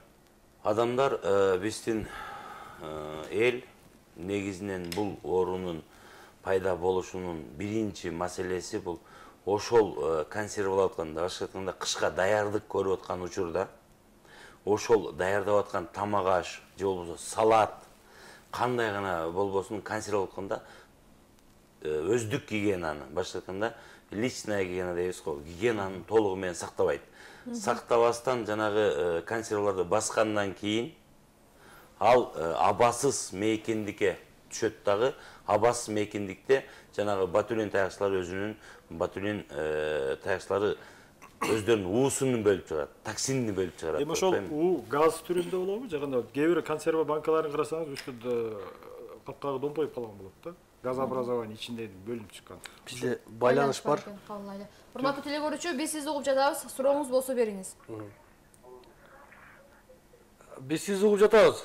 Алло. Саламатсызбы, куш келипсиз? Алло. Угуп атабыз. Саламатсызбы. Алло. Алло, саламатсыздарбы? Саламатчы, сиз угуп атабыз. Алло, саламатсыздар, менин суроом. Бериңиз сурооңузду. Сиз айтып атасыз, мына консервацияларда гана ботулизм бар деп. Ал варенье кайнатканда өрүктөн, вишнядан, черешнядан, мына малиналадан, бактилер малинаны жубой алып туруп эле сакыз аралаштырып коюп атабыз. Клубниканы дагы жубой туруп эле, чөйүн алып туруп эле сакыр салып коюп атабыз. Ошолордо ботулизм болобу? Рахмат эжиге. Негизинен суроого рахмат. Мен ушул жерде жалпы түшүндүрмө берип кетсем болот. Урматтуу теле көрүүчүлөр, ботулин таякчасынын споралары Biz 5 saatқа чейин кайнатканда алар өлбөйт. Негизиненчи алар кандай гана консерваланган, кандай гана гигиеналык нерсени сактабаган нерсенин баарында пайда болушу мүмкүн да. Ошондуктан бардык жерде болот. Вареньяларда деле болушу мүмкүн. Вареньяда болот, даже жана айткан клубникасында болот, дагы башкача кайнаткан жанагы 2 сааттык, 3 сааттык кайнаткан салаттарында деле болот. Себеби ал спора түрүндө болот. Спора 5 саатка чейин кайнатканда даже спора өлбөйт. Ботулин таякчасынын спорасы өлбөйт. Спора дегенди силерге түшүндүрүп кете турган болсом, ошол микроорганизм сыртынан өтө каттык чел кабык менен капталган микроорганизм болот да. Ошондуктан ал канча кайнатсаңар деле ал өлбөйт. Ошондуктан гигиеналык нерсени толугу менен сактагандан кийин гана ботулин таякчасынан коргонууга болот. Башка айтканда ботулин таякчасынын уусунан коргонууга болот. Эми бул жерде эже айтып атат да, кээ бир учурда аны банкага жаппай туруп деле ошол клубника болобу же да башка болобу кум шекерге аралаштырып туруп, анан ачык эле коюп коюшат да. Ушундай учурда ботулин таякчасы болушу мүмкүнбү же кандай болот? Ооба, ошол учурда ботулин таякчасы болушу мүмкүн. Эгерде гигиеналык сакталбаса. А бирок уу бөлүп чыгарбайт. Себеби бул абасыз гана мейкиндикте ошол ботулин таякчасы өзүнүн токсинин, башка айтканда, жалпак сөз менен айтканда, уусуну бөлүп чыгарат. Демек, вареньяларды ошо ачык эле сактаган жакшыраакпы, акылга сыярлыкпы? Же кандай? Жоганда консерва болбойбу? Толугу менен ачык сакталса, бул акылга сыярлык болот, сиз айткандай. Бирок толугу менен көпкө сактай албайт. Көпкө сактай албайт. Рахмат. Дагы бир суроо берейин. Консервага уксус кошушат да, консерваланган азыктаргачы. Анан ошону менен микробтордун баары өлүп кетет деген ишеничте болушат теле көрүүчүлөр. Бул уксустун кандай таасири тиет? Негизинен ал уксус кошот, кээ бирлери жанагындай өз алдынча аспирин кошуп атышат. Жок, аны менен ботулин таякчасы жок болуп кетпейт. Жок болуп кетпейт. Себеби ал спора түрүндө болуп да, качан гана абасыз мейкиндикке чыкканда өзүнүн токсинин бөлүп чыгара баштайт да. Бизде да көрүүчү бар экен, түз байланышта. Урматтуу теле көрүүчү, сурооңузду берсеңиз болот. Биз сизди угуп жатабыз. Саламатсыздарбы? Саламатчылык. Мен бул байкеге суроо берейин дегеним. Бериңиз. Кече мисалы үчүн ошо банкага жаптык. Жапканыбызда мындай ачабыз да, ачканда кээ бирки банкалар атып кетет да. Неме, кээ бирки банкалар атпайт да, айнысачы. Ал жеп атканда өзү сезип, бул айнып калыптыр деп анан жебейт элек. Бул ушу ботулизм жеп жатканыбызда билинеби? Бизге сезилеби, кичине болсо дагы? Да, мынан жетинам деген. Рахмат. Рахмат. Ботулин таякчасы, то есть консерваланган нерселерде дамынан дагы, жытынан дагы өзгөрүлбөйт. Ошол жай кезиндеби же күз кезинде кандай басса, же азыркы кезде кандай консерваласа, ошол бойдон гана сакталат да. Бул уунун жыты да жок, дамы да жок. Башка айтканда. Тиги ачып кеткен, ычып кеткен ал ботулизм бар экен. Ботулизм эмес ал. Тиешеси жок, Тиешеси жок. Эми кийинки суроо. Алтын ака, мына жерде азыркы кезде мисалы базарда сатылган салаттар, түрдүү жер жемиштер толтурат. Анан ошол нерселерди сатып алып жегенден кийин ушул ботулизмге чалдыккандардын саны да көп да. Анан ушул базарда сатылып жаткан азык-түлүктөргө санитардык көзөмөл коюлабы негизи? Коюлса кандай деңгээлде коюлат? Же коюлбосо эмнеге коюлбайт? Ушул жөнүндө бир аз айтып берсеңиз. Эми базардын же болбосо ошол кандай гана мекемелери сатылбасын, алар боюнча санитардык көзөмөл болуш керек менин оюмча. А бирок ошол жерлерден чыккан, эгерде бейтаптан биз сурайбыз да, кайсы жерден жегенсин, бизде башка айтканда эпидемиологиялык анамнез дегенибиз бар да. Ким жеген, кайсы жерден алып жегенсин, жана ал ошол эле тамак ашты канча адам колдонуп жеди деп. Канча оор жедиңер эле деп? Ооба. Ошон үчүн базарга мен толугу менен айта албайм. Санитардык көзөмөлдө жүрөт же болбосо сатат же сатпайт деп. Бизде байланыш бар экен, кабыл алайлы. Урматтуу теле көрүүчү, биз сизди угуп жатабыз. Алло. Кош келипсиз. Сиз эфир экен? Түзефир, айта бериңиз. Мен айта турганым, мына алло. Угатабыз. Врачка рахмат айткым келип атат. Баягыдан бери сиздер үчөөңүздөр тең суроо берип, ал врачта жатат экен, бирок ал так туура маалымат. Рахмат. Ишиңерге ийгилик, жакшы иштей бериңиз.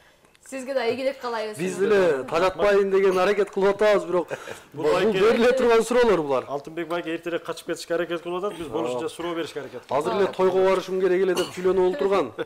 Эми мына үй шартында жасалган консервалардын зыяндуулугунун белгилерин айтып берсеңиз. Бул жерде бир эле ботулизм жөнүндө сөз болбошу мүмкүн. Жанагы алдынараак кеп кылып кеттик. Кээ бир консервалуу банкалардын капкагынын домпоюп көбүп калгандыгы, ал эмненин белгиси, андай кылбаш үчүн кантип жабыш керек, ушул жөнүндө бир айтып берсеңиз. Негизинен ушул кышка даярдык көрүп аткан жайында, күзүндө биз консервалап аткан убакта биринчи очередь гигиеналык личный гигиена деп коебуз да. Ошо гигиеналык тазалыкты толугу менен сакташыбыз керек. Жана ошондой эле бул ботулин таякчасы бөлүп чыгарган токсиндер өзүнүн уусундагы, даамындагы, то есть бөлүп чыгарган уусундагы, даамындагы, түшүндагы өзгөрүлбөйт да, баягы жасалган нерселерден. Ошон үчүн ушул жасалып аткан тамак аштарды толугу менен таза кылса деген ойдобуз да. Ошол таза кылбагандыгы үчүн тигиндей көбөйүп кетип атабы, ачып кетип? Жок, алар ачып кеткен, көбөйүп кеткен, алар таза кылбагандыгы үчүн. Бирок анда ботулизм оорусу келип чыкпай турган консерваланган нерселер да. Ошолорду кайрадан кайнатып туруп жей берсе болобу? Эми аны кайнатып берип кайра жесин деп айта албайбыз, себеби ал гигиена питания деген өзүнчө бир чоң раздел бар, мындай айтканда тема бар. Ошон үчүн ал ошол тамак аш тууралуу толугу менен аны алыш керек. Бизде байланыш чыгып атат. Урматтуу телекөрүүчү, сиз түз эфирдесиз. Алло. Биз сизди угуп жатабыз. Саламатсыздарбы? Куш келипсиз. Мен мына братка деме да. Туура айтып атат, баягы бул дагы баягы жакшы неме коюп да. Өздүк гигиена дегенден кийин ошо халаты, жасап аткандан идиши, кашыгы, бардыгы таза болуш керек деген сөз да. Ошону жасап атканда өрүкпү, бадыраңбы, помидорбу баарын тазалаш керек, муздак суу менен жууш керек.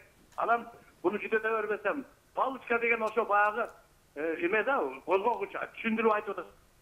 Ошон үчүн жасап атканда көк жашылча немелердин бардыгын таза гигиена, өздүк гигиена деген өзүнүн колу баягы кийимдери да таза болуш керек. Рахмат, урматтуу телекөрүүчү, сиз абдан жакшы маалыматыңыз бар экен, бирок биздин телекөрүүчүлөрдүн бардыгында эле сиздикиндей маалымат жок деп ишенебиз. Ошон үчүн бул нерсени жаргылчакта майдалап отурганыңыздын себеби ошондо. Бардык эле телекөрүүчү маалыматы жетпегендиктен кээ бири түшүнүп жасайт, кээ бири түшүнбөй жасайт. Ошондуктан биз Алтынбек байкени жарыша суроо берип, мазасын алып атканыбыз да ошол себептен. Эч бир зыяны жок деп деле ойлойм. Ага, эми айрым мындай жарандар айтып калышат да, ботулизм жанагы таякчасы таркаган салатты ачкандан кийин анын оозун бир аз ачып коюп турса, уу чыгып кетет экен да, кайрадан жей берсек болот экен депчи. Булга эмне деп жооп берет экен? Жок, ал деген баарыбызга эле белгилүү, уу деген уу. Ошол ачып койсо деле, жаап койсо деле уу бойдон калат. Аны кайсы убакта гана колдонбосун, негизинен ал адам ууланат.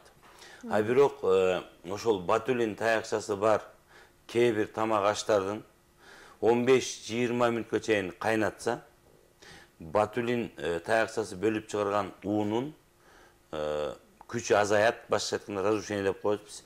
Ошолор толугу менен жоголушу мүмкүн. Мисалы ботулин таякчасы кычкылтек жок жерде гана жашайт деп атпайбызбы?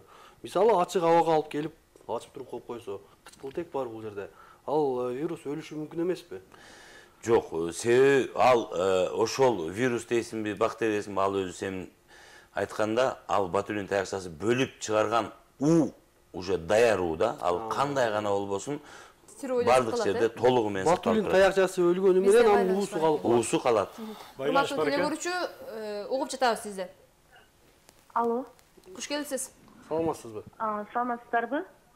Мен суроо берейин дегем, ошо эме боюнча, ботулизм таякчалар боюнча. быйылкы жыл чынында эле мен коркуп жапкан жокмун. Айрыкча жана салюзионный округ дегендердичи.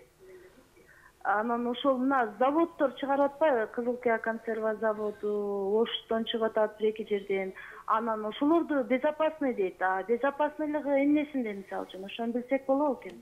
Кепилдигин суроо. Рахмат. Рахмат. Эми ошол чыгарган консерва заводдордо эбиз биз же болбосо жеке менчик ар бир эл аралык жанагындай консерва заводдордун алардын кепилдиги бар.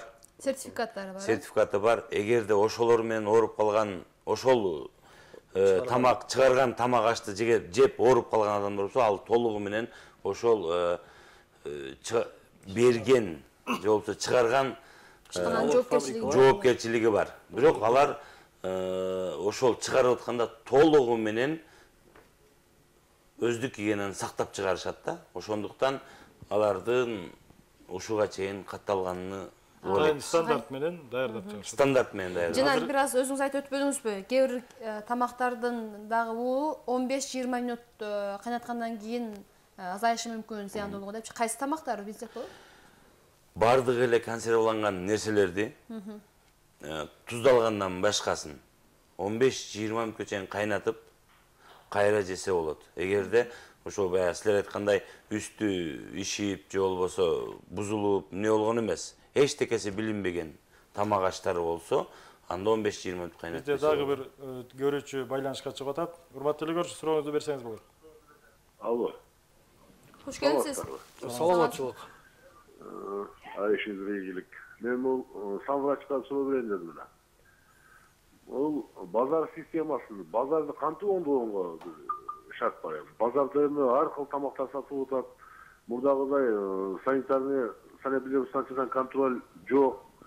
Мен эконом разъяснениеден предписание алып, улуудун эме берип, анан кийин келип проверка кылып атат. Мизапта келип текшергенге бул уруксат алыш керек го дейм. Себеби базарда аябай чоң маселелер болуп атат да. Бирок коомго деле адамдарга биз неме пикир бериш керек. Азыр эми 21-кылым любой тамакты кайсы жерде тамактасаң, тамакты тандап жей турган заман, продукцияны тандап ала турган заман, ушул заманга көнүш керек го дейм болбосо. Рахмат. Дарыгер катары. Кандай десиз оюңуз? Чоң рахмат. Жарандык позицияңыз. Эми мен жанагы санврач деп айтты, санэпидстанция СЭСтин сөзү, анан жалпы бул коомчулуктун сөзү болгон катары айтып өтпөк элем. Ушул базардан алып же болбосо базарда жанагы азыр базар экономикасы өткөнгө байланыштуу базардагы жасалган же болбосо базардан алып жасаган консерваланган нерселерди алып жегенден алыс болгула деп айта алам. Анан базарды оңдоо боюнча бул мамлекеттик деңгээлдеги нерсе да. Эми ушул ооруп калган адамды айтып атабыз да. Эгерде оору жукту, ошол оору менен ооруду, ушул канча убакытта билиниши мүмкүн? Оорунун билинүүчү убакыты, көмүскөдөгү убакыт деп айтабыз, бир канча сааттан 10-12 күнгө чейин деп клиникалык белгилер деп айтабыз биз. Оны негизинен организмге түшкөн ошол уунун организмге тийгизген таасир аркылуу билинет да. Канча убакытта таасир этиши мүмкүн ал? Бир канча сааттан 10-12 күнгө чейин. Ал эми кандай алгачкы белгилери кандай болот анын? Негизинен ботулизм оорусуга чалдыккандан биринчи күнү гана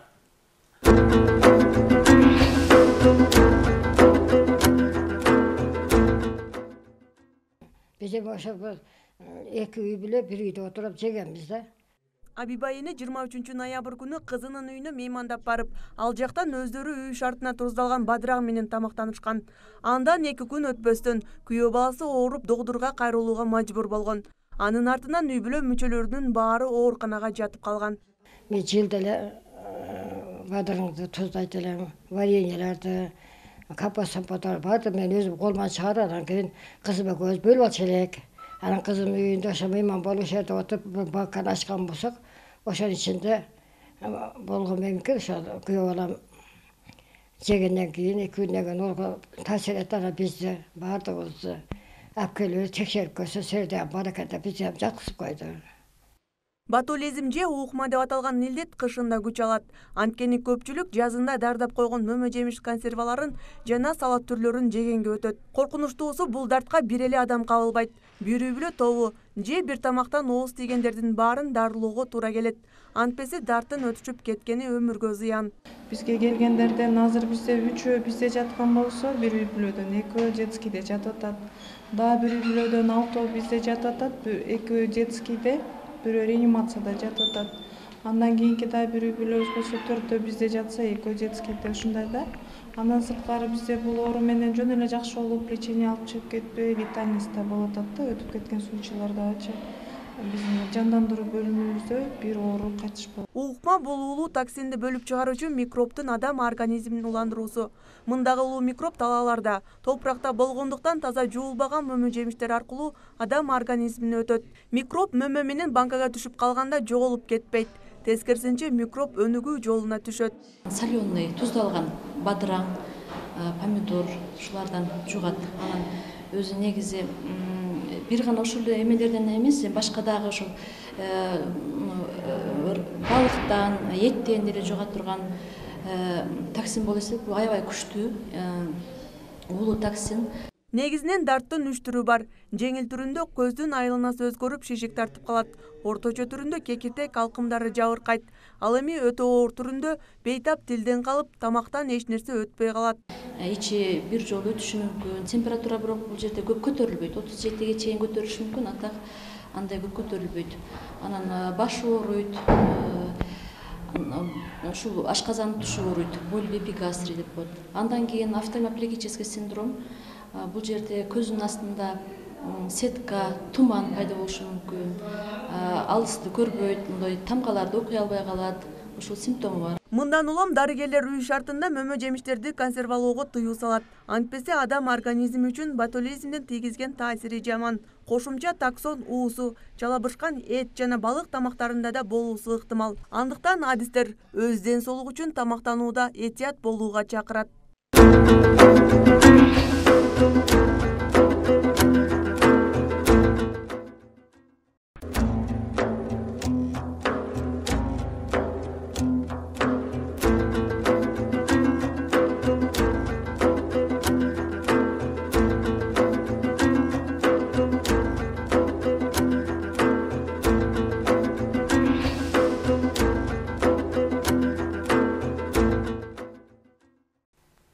Замандаштар, Ош Берүүнүн телерадио компаниясында жаргылчак берүү сөз берүүсүн улайт. Биз түз эфирдебиз.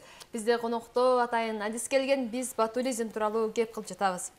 Бизде мында Ош областык бириккен клиникалык ооруканасынын жугуштуу оорулар бөлүмүнүн дарыгери Алтынбек Асыранкулович Алимов бизде мында. Жанагы сурообузду улантсак, Алтынбек Асыранкулович.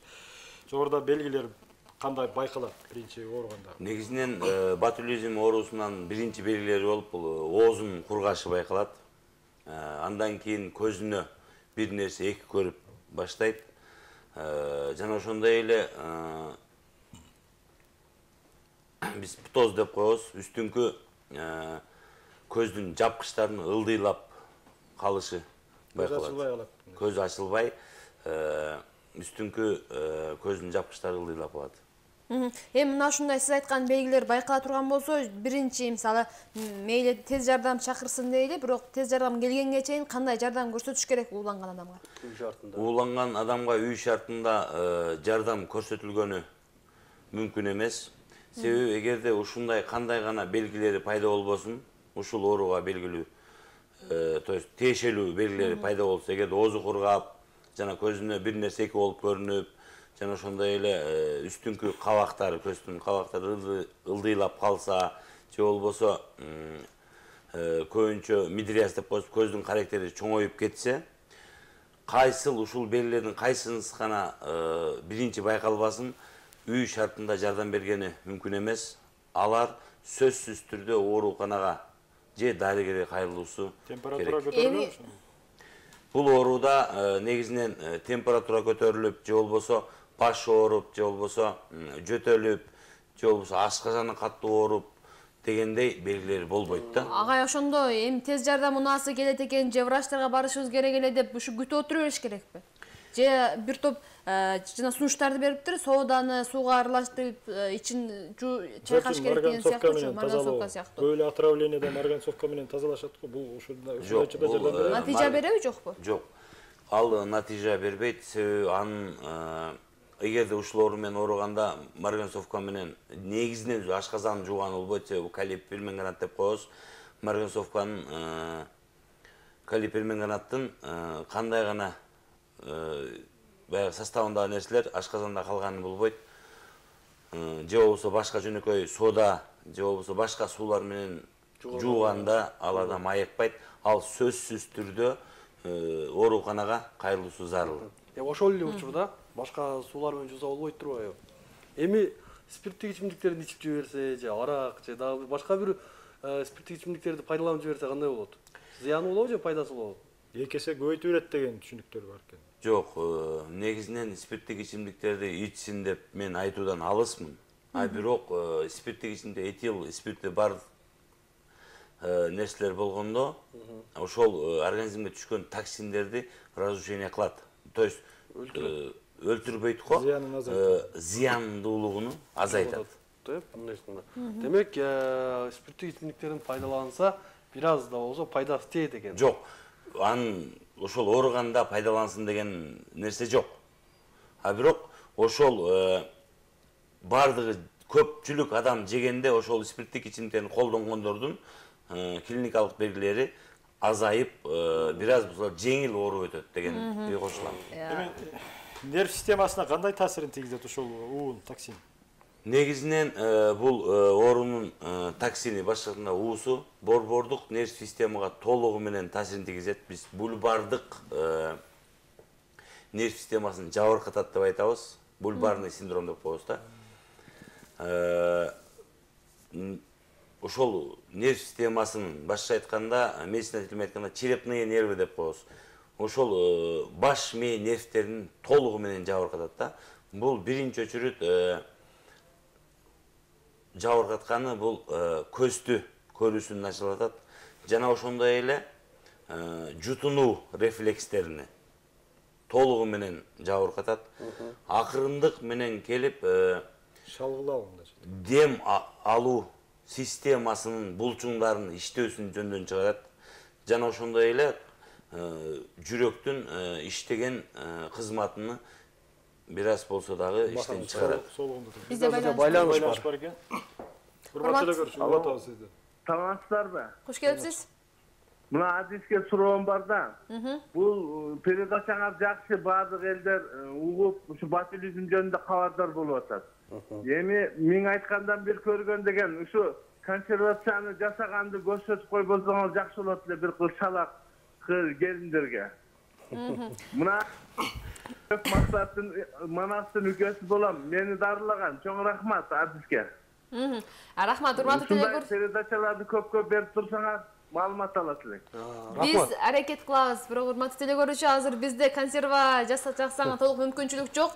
Бирок мен жаңылыктар бөлүмүнүн редактору катары айтып кетейин, мүмкүн болсо биз агайга барабыз, кабарчылар барат, мына ошол жерде кантип консерва жасаш керек тартабыз дагы, анан Кудай буйруса алдыңкы күндөрү жаңылыктардан бергенге аракет кылабыз. Анан сиз айтмакчы ошо шалаакы кыз келиндер ошондон үйрөнүп алат.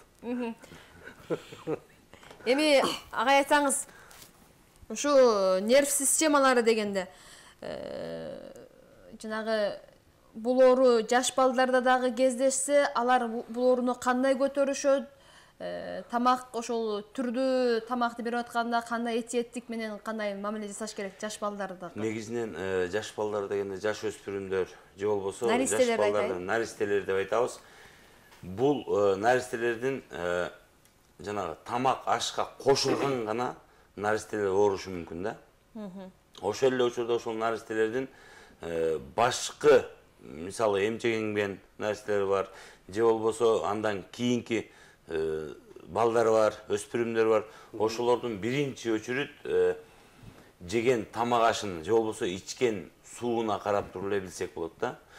Анан ата-энелерге айтып кете турган нерсе ошол жаштарга берген тамак аштарды эгерде башка бирөөлөр ооруп же болбосо ооруга кичине күмөн санаса, сөзсүз түрдө эмген балдардын эмгенин караш керек.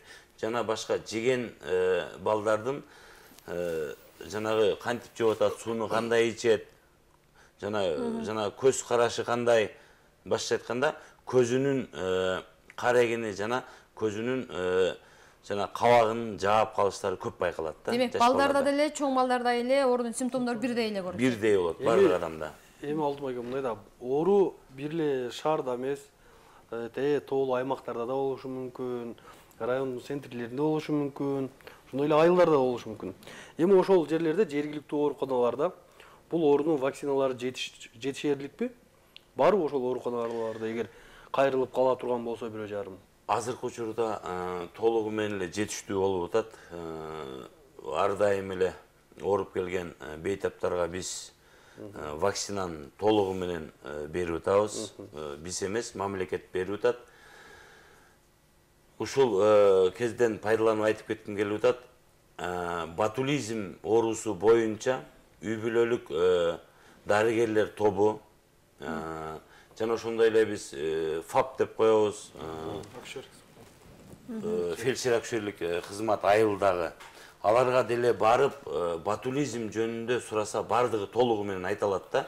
Себеби бардык медициналык кызматкерлерге жылына ботулизм боюнча 3-4 жолу биздин медициналык кызматкерлер жагынан лекциялар болуп турат. Агай, кеп мындай болуп атат да, мисалы ушул эле жылдын январь айында 9 тоrodо жанагы 4 адам ботулизм боюнча ооруп, анан кийин жергиликтүү ооруканага барса, ал жерде сыворотка ошол жууч зат жок болгон үчүн аларды борборго жибериптир да. Анан кийин жолдо баратып экөө ошол жерде каза болуптур. Бул деген ушул жерлерге алыскы, айталы ошол эле нарынга же алайдын бир чоң алайдын бир төрүнө ооруп кала турган болсо, ушу жергиликтүү ФАПтарга чейин тиешелүү медициналык каражаттар жеткенби же облустук ооруканага келиш керек сөзсүз түрдө? Ал жерде мен айтып кете турган нерсе, биздин Кыргызстанда негизинен противоботулинский сыворотка деп коебуз да. Кыргызстанда ушу мен иштегениме 10 жылдан ашып калса, ошондон бери андай мындай көйгөйлүү маселе болгон эмес. Ошол 9 тоrodо болгон болсо, ал 9 тоrodо иштеген адистердин гана катачылыгы болушу мүмкүн. Бизде бир байланыш бар экен азыр, көрүүчүнүн суроосуна жооп бербесек. Урматтуу көрүүчү, угуп атабыз сизди. Алло. Кош келипсиз. Саламатсыңарбы? Саламатчылык.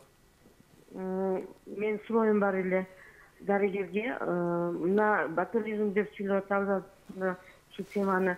Ошо крышкасы жабылганы көтөрүлүшү шартпы же көтөрүлбаса да ошонун ичинде ботулизм болушу мүмкүнбү? Бизде маалымат берип крышкасы көтөрүлүшү шартпы же көтөрүлбаган? Бул чоң рахмат сурооңузга, бул суроого жооп берилди окшойт. Ал көтөрүлүшүнөн же көтөрүлбөсүнөн көз каранды эмес экен, анын ичинде ботулизм болушу толук мүмкүн экен. Көтөрүлсө да көтөрүлбөсө дагы. Дарыгер бир аз болсун билетиши мүмкүн бизге. Ошол сиз айткандай көтөрүлбөйт, көтөрүлөт деп айтпайбыз, себеби кандай гана консерваланган нерсе болбосун, ботулин таякчасы болот. Себеби ошол тамак аштын жыты да өзгөрбөйт, түсү да өзгөрбөйт, дамы да өзгөрбөйт. Бизде азыр жардамалык чакан тыныгуу бар, андан соң биз көрсөтүүбүздү улантабыз.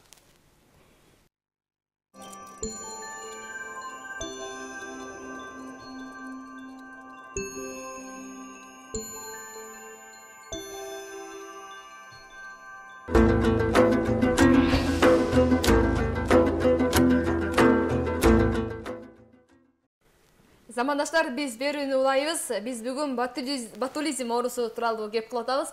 Ага айтсаңыз, алдыда бир топ маалымат берип кеттиңиз. Эми эгерде ботулизмди дарылабай кое турган болсо, же кеч дарыгерлерге кеч кайрылып кала турган болсо, кандай жыйынтыкка келиши мүмкүн? Негизинен ботулизмди дарылабай коюуга мүмкүн эмес. Мен ботулизмдин толугу менен дарылоо керек. Себеби ал үй шартында же болбосо башка бир шартта дарылаган мүмкүн эмес. Ал сөзсүз түрдө ооруканага жатып дарыланыш керек. Ошол эле учурда ботулизмге каршы сывороткаларды албаса ал адам жакшы болбойт. Мисалы азыр жана өзүңүз айтып өттүңүз, бир топ кечирээк кайрылып калса, аны дарылоо дагы мындай кыйындайт депчи. Ушул тууралуу айтсаңыз. Эми негизинен организмге түшкөн ууга байланыштуу болот. канчалык кеч кайрылса ошончолук дарылоо бир аз бизге оор турат.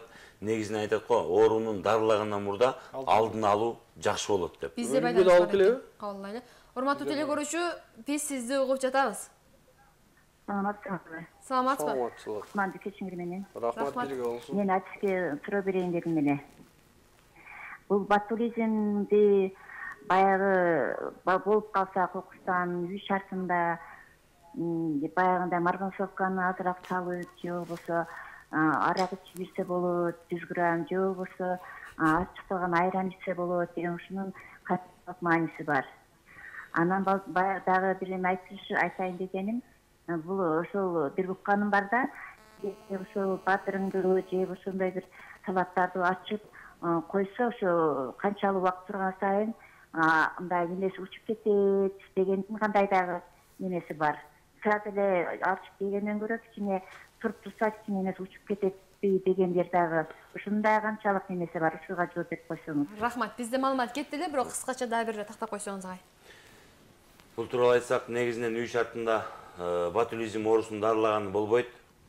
Жанагы айткан марганцовка же болбосо арак дегендей башка ар түрдүү элдик дары-дармектер колдонууга болбойт. Эгерде ботулизмдин кандай гана белгилери болбосун, сөзсүз түрдө дарыгерге же ооруканага кайрылуусу зарыл. Консерваланган тамак ашты ачып койсо, уу чыгып кетпейт, сакталат. Жок, чыкпайт. Ботулизмдин артынан өлүмгө дуушар болушу толук мүмкүн. Толук мүмкүн. Себеби ботулизм таякчасын жана башында айтып өтүп кеткендей 0,03 миллиграмм адамды моментальный деп айтканда шарттык түрдө өлүмгө алып келиши мүмкүн. Эгерде кечирээк барып калган учурда, анда кандай гана убакта болбосун өзүнө ушул ботулизм оорусунун бир белгилери байкалганда ооруканага кайрылса, анда толугу менен дарылап калууга мүмкүнчүлүккө аракет кылабыз. Рахмат агай, бизге бөлүнгөн убакыт аягына чыгып баратат, андыктан биз сизге 1 мүнөттүк эркен микрофон берели, жалпы жарандара кайрылып, ушу ботулизмге алдын алуунун жолдорун айтып өтсөңүз. Рахмат. Мен жалпы жумма журтка, кыргыз элине кайрылат элем. Негизинен ботулизм оорусу бул тамактан уулануу деп айтылат. Элге кайрылуумдун биринчи себеби ушул жасап аткан кышка даярдык салаттардын бардыгыны өздүк гигиена менен толугу менен сактап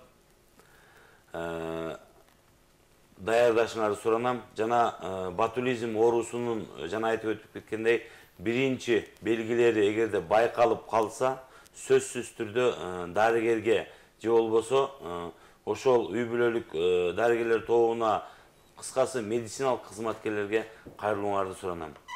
Себеби бул оорунун арты башка ооруларда эле бир аз узарбайт, адамдын өмүрүнө жамандыкты, башка айтканда өлүмгө чейин алып келиши мүмкүн. Тез аранын ичинде. Рахмат, урматтуу теле көрүүчүлөр. Бүгүн биз сиздер менен Жаргылчак телеберүүсүндө ботулизм оорусу жөнүндө сөз кылдык. Менимче жетишерлик маалымат бердиңиз деп ойлойм. Сиздин ушул маалымат бергениңиз үчүн Ош Бирим телекомпаниясы терең ыраазычылык билдирет. Урматтуу теле көрүүчүлөр, бүгүн бизде конокто Ош областык областтар аралык клиникалык ооруканасынын жугуштуу оорулар бөлүмүнүн дарыгери Алтынбек Асранкулович Алимов агай болду. Сиздин мындан аркы ишиңизге дагы чоң ийгиликтерди каалайбыз. Ботулизм боюнча күрөштү уланта бериңиздер. Ишиңиздерге ийгилик. Рахмат. Ушундай алтындай убактыңызды тойдогу кызыкты таштап коюп келип ушул элге маалымат бергениңиз үчүн сизге аябагандай чоң ыраазычылык. Ишиңизге ийгилик. Ал эми урматтуу теле көрүүчүлөр, алдыда бир жагымдуу музыка бар. Мына ошоңа көңүл буруңуздар. Ал эми биз кайрадан жолугушабыз.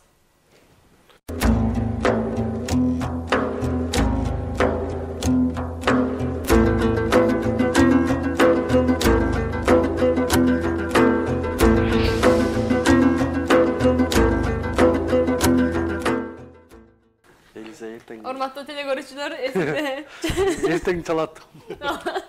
Эртең сүйлөшөсүз, эртең бизде эфир жок.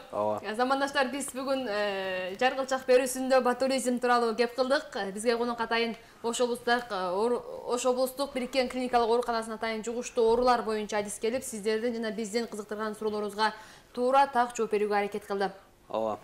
Деги эле ботулизм эмне экенин, эмнеден чугат экенин толук билип алдык, Мен билип алдым да. Маалымат менче жетиштүү болду. Көпчүлүгү жанагы эң кызыгы марганцовка ичип же айран ичип дегендей, кыскасы эч кандай каражат жардам бербейт экен, бир гана ооруканага барыш керек экен. Кичине арак ичип туруш керек экен. Арак ичкениң да жардам бербейт экен.